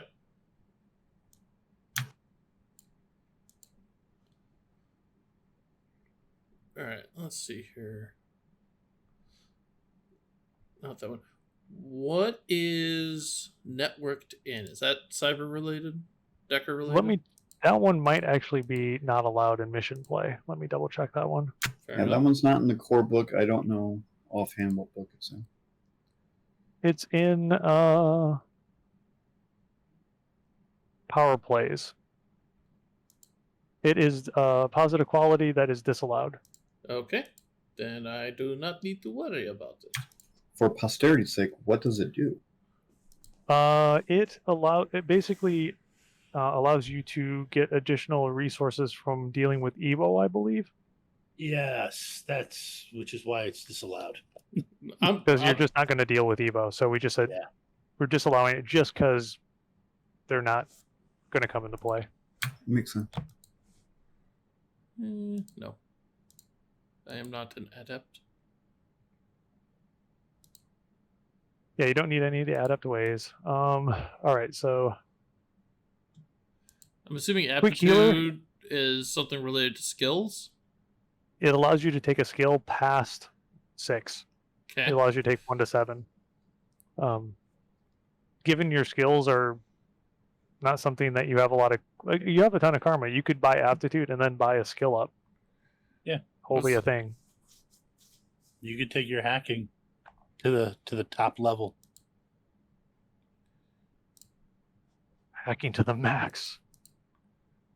Yeah, he's already done the cerebral booster, so yeah, he's All right. So with what I've got here, is it worth it to raise my edge up to a 4 with karma? I like 4 for starting karma because you can right off the bat, 4 edge is a full reroll if things go really south immediately, and you've got a bunch of different ways to gain edge. You're probably going to want to take one of your skills that is 2 down to 1 so that you can take your cracking up by 1. Yeah, that's what I was just going to say. You still have to buy the cracking. Yeah. So we'll do influence. He hasn't quite built up the ability to woo people. Right. Man, take down firearms. Get that dice below. No, stop it, man. Firearms is useful. I am perfectly okay with what they have spent there. Okay. So there really is don't take AR vertigo. You probably want some negative qualities, just if you need additional karma. And it's good flavor. Yeah. An addiction. Allergy. Aztec technology, death warrant. Gremlins. Definitely want to take gremlins. I feel like that is something I don't want to take. They do have phobia, which is my favorite one. Well, phobia old people. The effect of gremlins is whenever you use the device, you roll 2d6. If you get 1 on either one, the device fails to function correctly. If you get snake eyes, then the device breaks. Don't do it. So, yeah, like every time that you go to hack or use your phone. Distinctive style is a fairly common one. And that's also that's one that you'd be able to role play up and ham out really nicely too. The thing is if you ever have to hide your distinctive style, then actually I think they made it so you can't. You always have to have your distinctive style emblazoned across, so there's no sneaking, and people get bonus dice to remember you. Gotcha.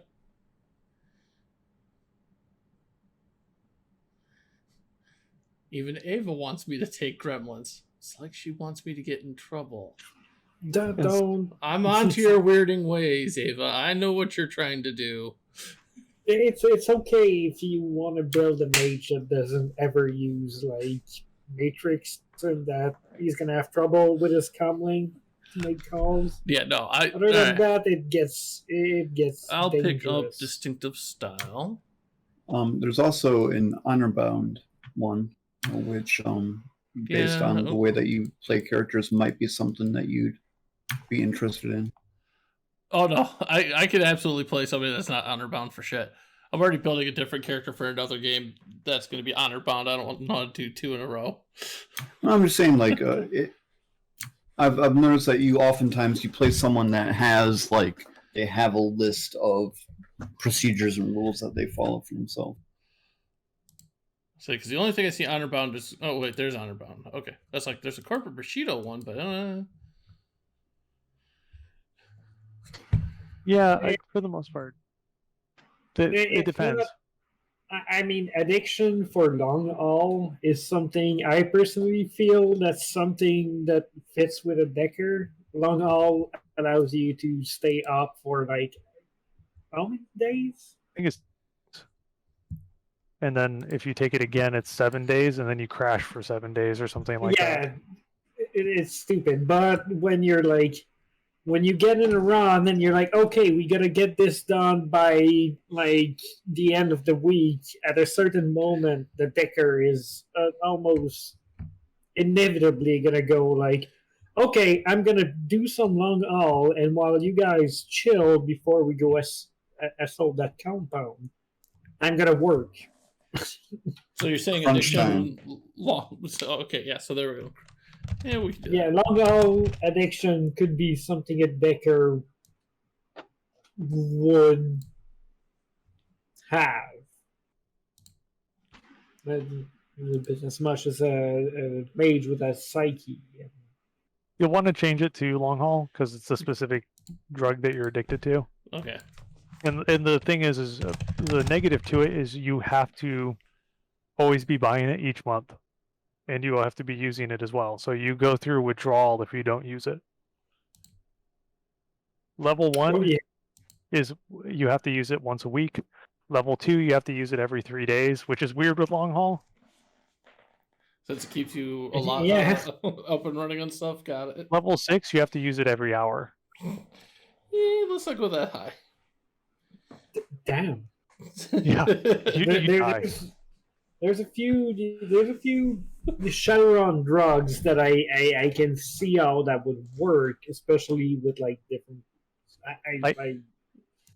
I hope we get some addiction rules soon. I'm very, very curious. Yeah, because as far as I see with the program and the PDFs I have, it's there, but it's not like. There's no rules to the addictions. You select them, but that's about it yet. No. All right, so allergies are useful, phobias are useful. Those are the quick and easies. The rough rule of thumb is how much karma you get from the thing is your threshold at the beginning of the mission to see whether it comes up or not. Gotcha. Because there's no way that the missions writers are going to come up with every possible phobia or addiction to come up. No, that's.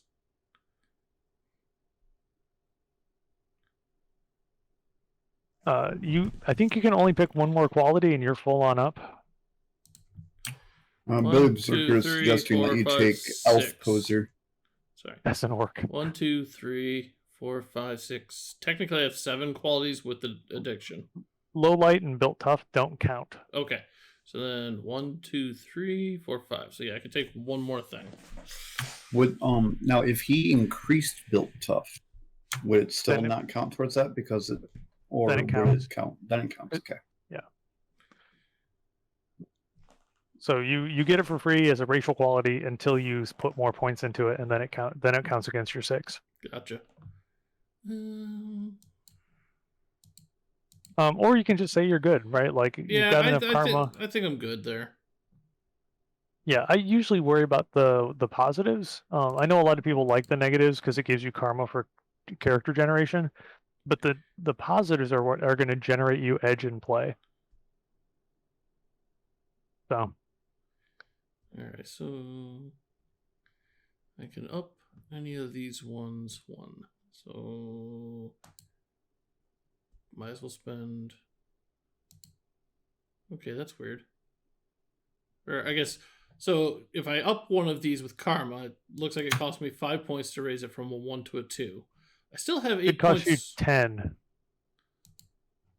Then the system is borked because if you watch here, 13, 8.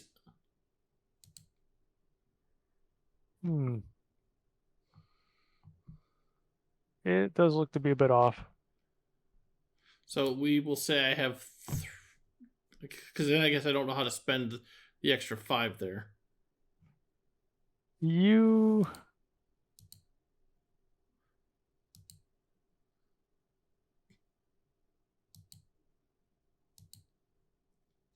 I mean, another way to do it is to use the specializations as well. Like you could actually spend 7 karma to get a specialization. Well, right, but what I'm saying is, so okay, so if I take this back down, so let's try that. So, let's do electronics. Let's be computer specialized. It's still not costing me 7. There is something wonky going on here. I'm just going to start grabbing specializations. So yeah, it's only charging me, it looks like 5 a piece for specializations, not 7. Okay. Maybe it is 5. 7 could have been from the previous edition as well. I've got a little bit of addition bleed occasionally. That's fair. All right. Well, in that case, yes, I'm going to take computer. And then Specializations and expertise cost 5 karma. There you go. Addition bleed. oh, yeah, it's definitely calculating adding skills with karma weirdly. Because now, since I spent the 5 on a specialization, it won't let me up any of my 1s. Yeah, something got goofy. We'll just leave it for now. Yeah, that's fine. When you're done, you're going to want to print this out, the PDF, just in case. All right, so then we're gonna. Not go that I ahead- don't trust Genesis. There. So I still have to spend 13,240. Okay. I mean, I can say that there's no autosave feature in Genesis because, as I wrote in chat, I accidentally closed my window and lost everything I've been doing. So let's get your contacts taken care of, the people you know. And then Yeah. at that point, you can sort of browse for things to buy. Gotcha.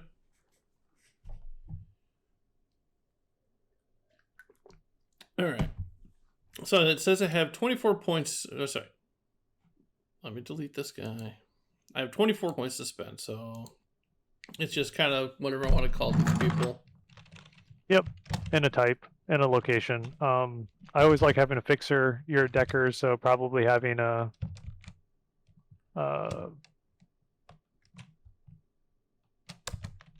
don't know. Maybe a hardware dealer Mhm. to get your illegal programs. If you want to go towards being a fixer, maybe information broker. Yeah, I think that's pretty could good. be- Corporate-based contacts. Would that be something to consider? Corporate manager.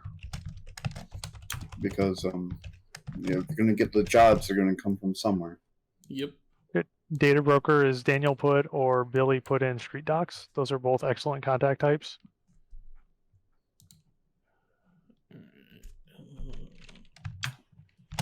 Someone's So mentioning Street Doc.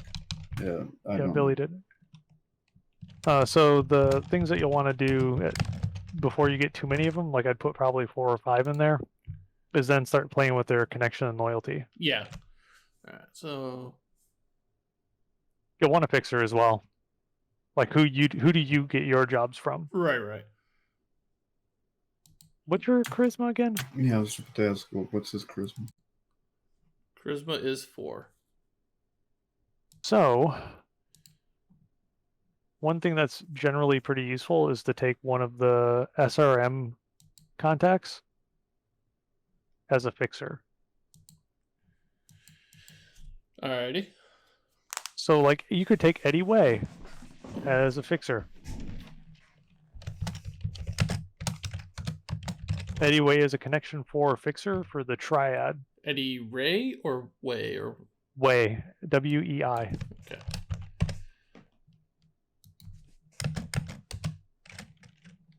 Well, he's a fixer Johnson for the triad. So I'll just leave him as a fixer for that. All right. He's a Johnson fixer. Trust me. Yeah, he's I'm connection resisting- 4. I'm resisting my inner frickin' freshman in high school not to be giggling every time we say Johnson. We can call them Tanaka-san if you want to go Neo Tokyo. No, I'm No, good. we can't. No, we can't do that. What? I will twitch. There's Mr. So then Blue, we have to which do is it Chinese. just because it gets under Teslin's skin. Herr Brockhaven, or that's not Right. right. So I guess Can- Street Doc. and- German. Oh yeah, here Brackhaven, or for like the German version. Actually, I'm gonna Is that change what that. you're Yeah.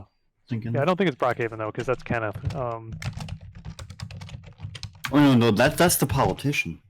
Yeah, but it starts with a B, and it's the one that SK always uses. At one time I went through and was trying to find all the different names for all the different nationalities for Johnsons. So you'll want to take Eddie Way straight up to connection 4, because that's what he is. Yeah. Why did you do that? Connection 4. Brockhouse. Yes, Brockhouse. So the connection is, let's talk about that first. That's how well connected they are. The more connected they are, the more dice they have to know things. The more dice they have to go find gear for you. So that's where connection plays in. You're capped at 4, so Yeah. that's as good as you're going to get. Loyalty, the best way to describe loyalty is they're willing to lie for you to the police. They're willing to help you bury the body, right? So the higher the loyalty, the more likely they are to take part in illegal activities on your behalf. In-game, connection and loyalty both cap at 12. But for character generation, it caps at your charisma or 6, whatever's lower. Gotcha. If you have a black market dealer or somebody who fences gear for you, typically you want a higher loyalty for them, because it will mean they're willing to pay you a little bit more for the thing that you're trying to sell through them. So the data broker would be the person that you're selling your Pay data. pay data to. So that would be an example.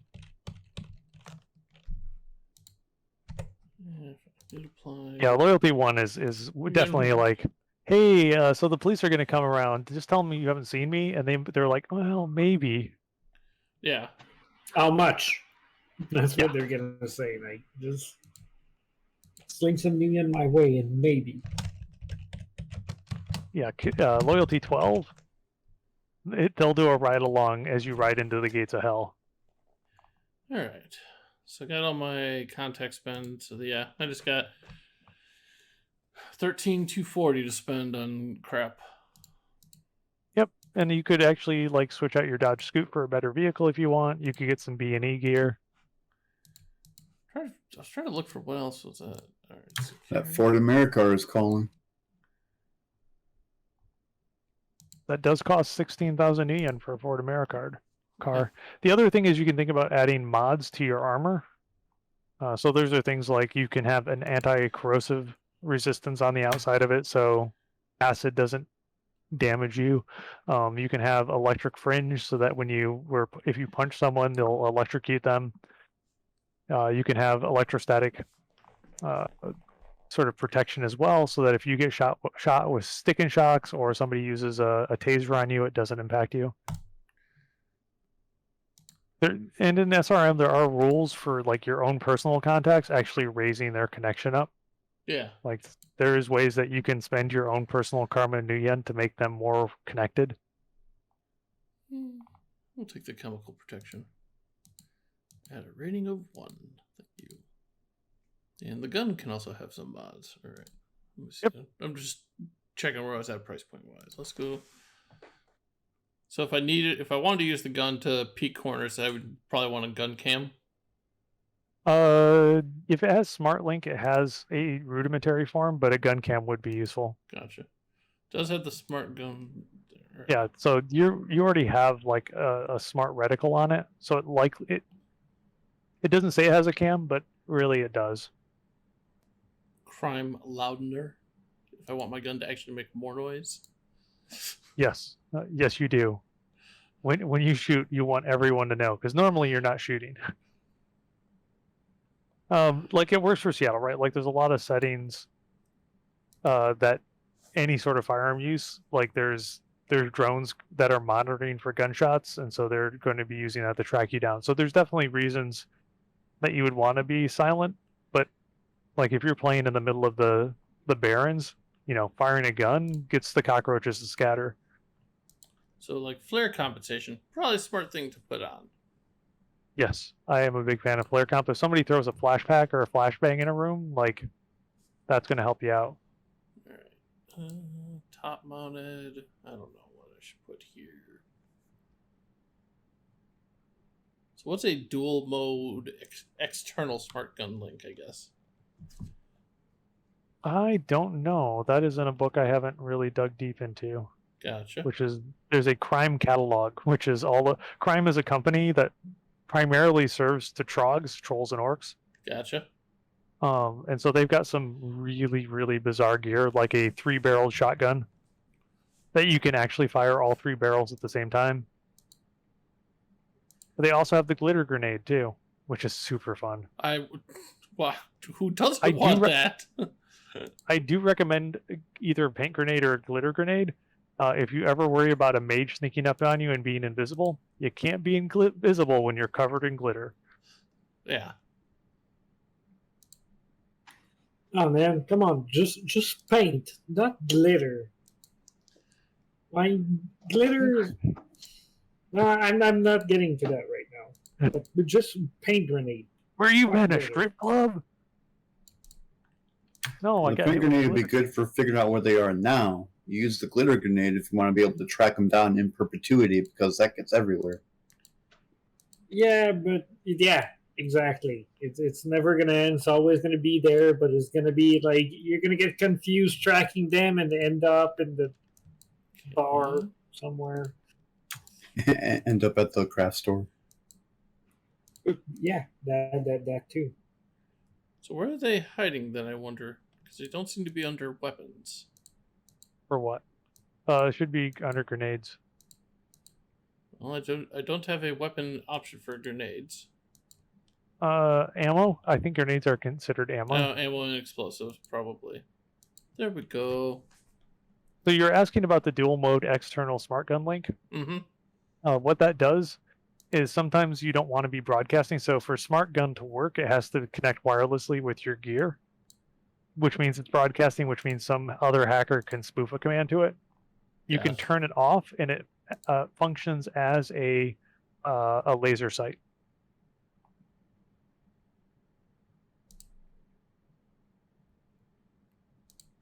That seems a little meh.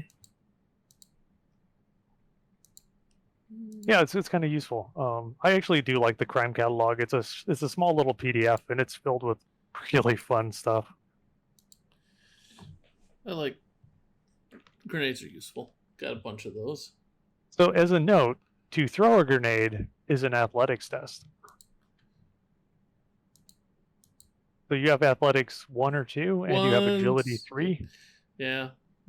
So you're going to throw them, but it might get exciting because it might bounce back at you, and you may be coming home all glittered. Well, that's why I don't have anything explosive in that. Let's see here. I like it may get exciting as you fail your grenade throw and it bounced back towards you. I have played enough FPSs in my life. I understand the power of a SD throw. Alright. Yeah. Also to note, Ava, archery is also in the athletics group. So if you need to be good at archery, you better take athletics. Oh, damn. That makes a little bit more sense to me, though, because using a bow that's a physical feat.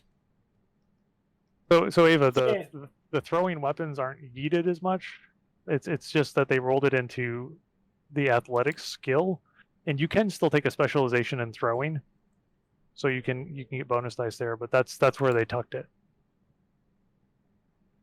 because they've only got firearms and close combat are the 2 combat skills, or at least completely combat skills. I mean, if you want to make an adept that's very good at throwing knives or stuff like that, I guess you inadvertently get very good at like jumping and flipping around. Yeah, make a phys ed. The less skills is a really big thing. I really do like it. It's a lot less sort of things I have to memorize.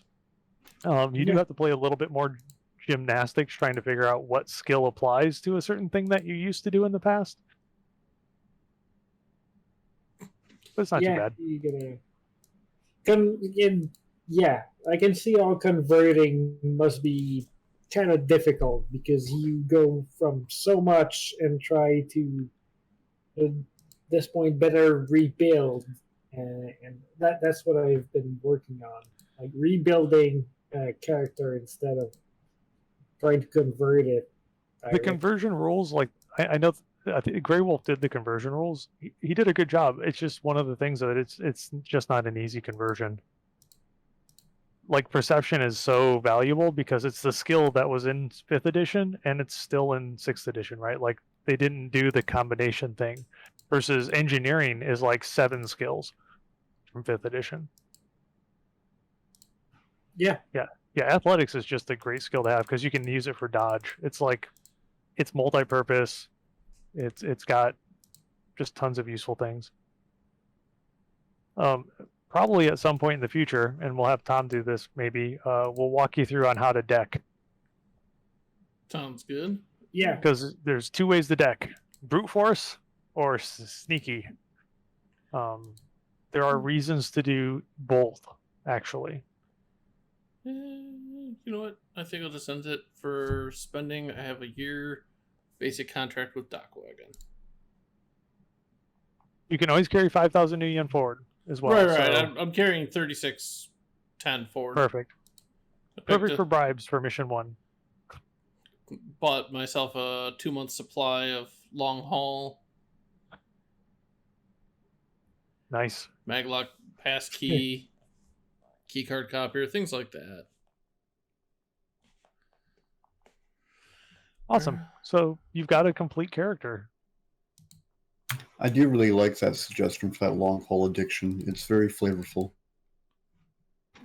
Yeah, I played Deckers a few times, and it came up like so many times, even as non-Deckers. It's like, well, okay, we have a limited amount of time to accomplish our goal, and we need every hour, every minute of it. So, yeah, it's I'll stay up for 4 days and do the job.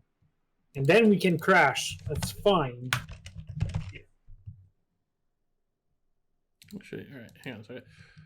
Don't need the magic page. I don't need the rigor page. I'll leave the rest. Yeah. Documents. Go down to the. There we go. Select that folder. Grayscale is fine. Like I spend a lot of time in SRMOs, Shadowrun Missions Online chat, so I definitely see a lot of the theory crafting that goes on in there. Like there's a guy in there that has a phys ad that will do 21 base damage, which, by the way, the maximum damage you can do with an assault cannon is 8. So he does almost 3 times what an assault cannon does. Yeah, there's some gaps. So you can always sort of. What is he doing that damage with? His fists? Yes. No, so 21 requires a mono whip. Okay. He can do with his fists, I want to say it's 16 with his fists. And that's still ridiculous. Yes.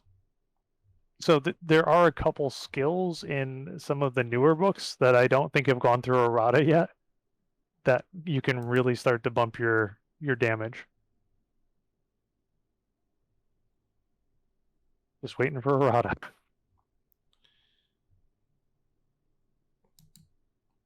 Any questions? You've gone through, you've built a character, you get 1,000 new yen and 1 karma. Yay!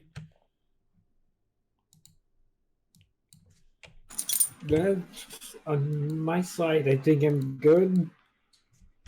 Gonna have to do a little bit of reading and foci and how that works in the game, but Doesn't let me edit this with the karma, but that's fine. Foci do they are subject to the +4 limit as a note. So you could try to buy a mega foci, but you're only going to get +4 off of it. oh, okay, that's good to know. It was done that way in so the behind the scenes for SRM, why we put the +4 cap. One of the things that we're doing is allowing people they build a character once and you can actually carry it. As we add new cities, we actually want players to be able to just carry their character wherever they go. But we also have to control for the amount of difference at the table, right? You're going to have some newbie with a pre-gen, and you're going to have some character that has like 700 karma. And how do you Reduce make the it fun for disparity. both?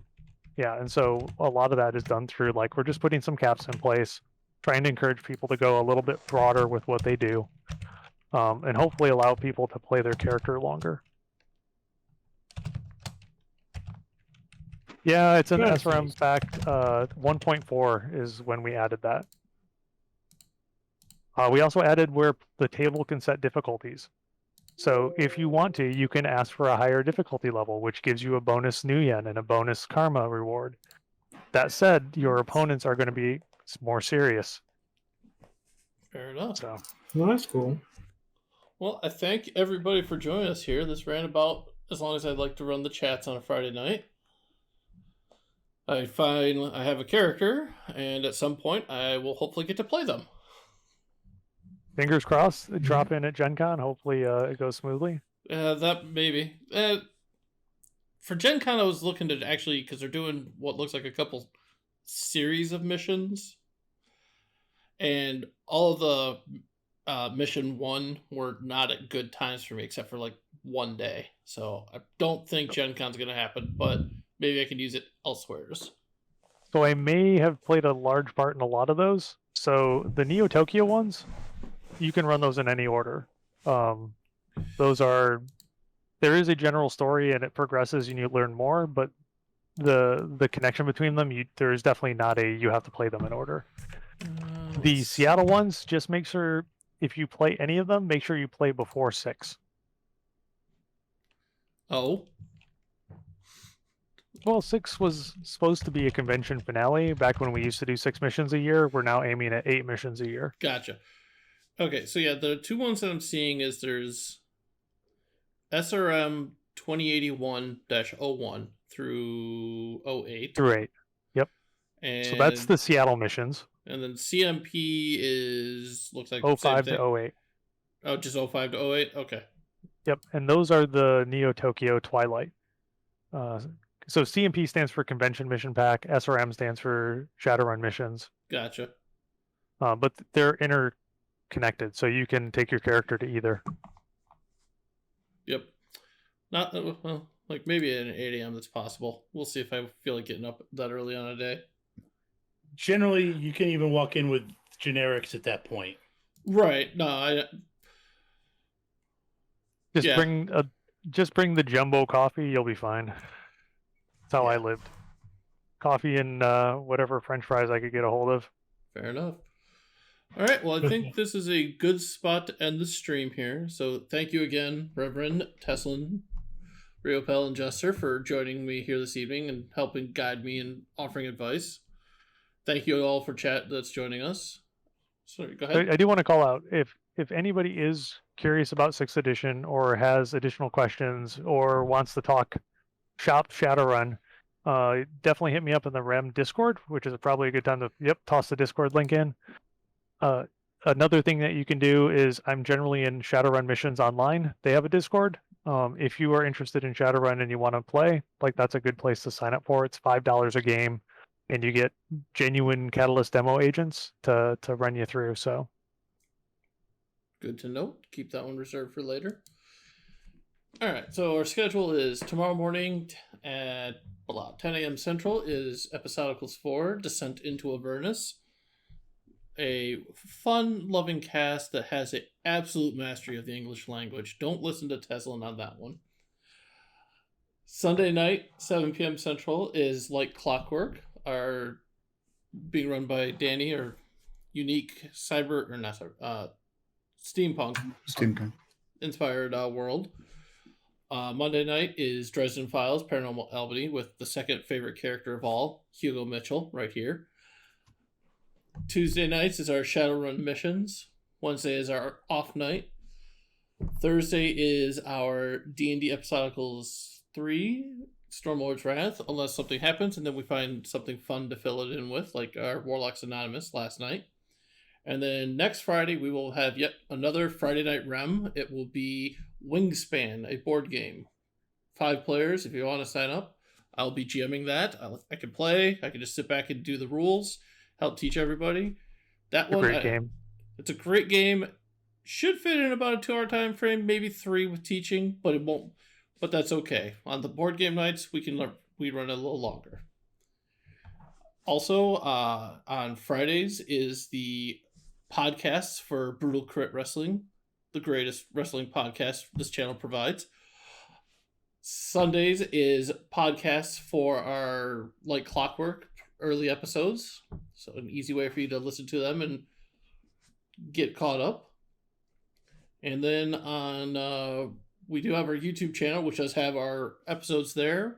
And we're also doing an insight one with it called Insight Check, where you members of the channel get interviewed and get to know a little bit more about them.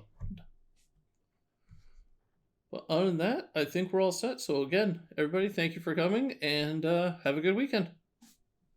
Thanks, folks. Thank you. Thank you.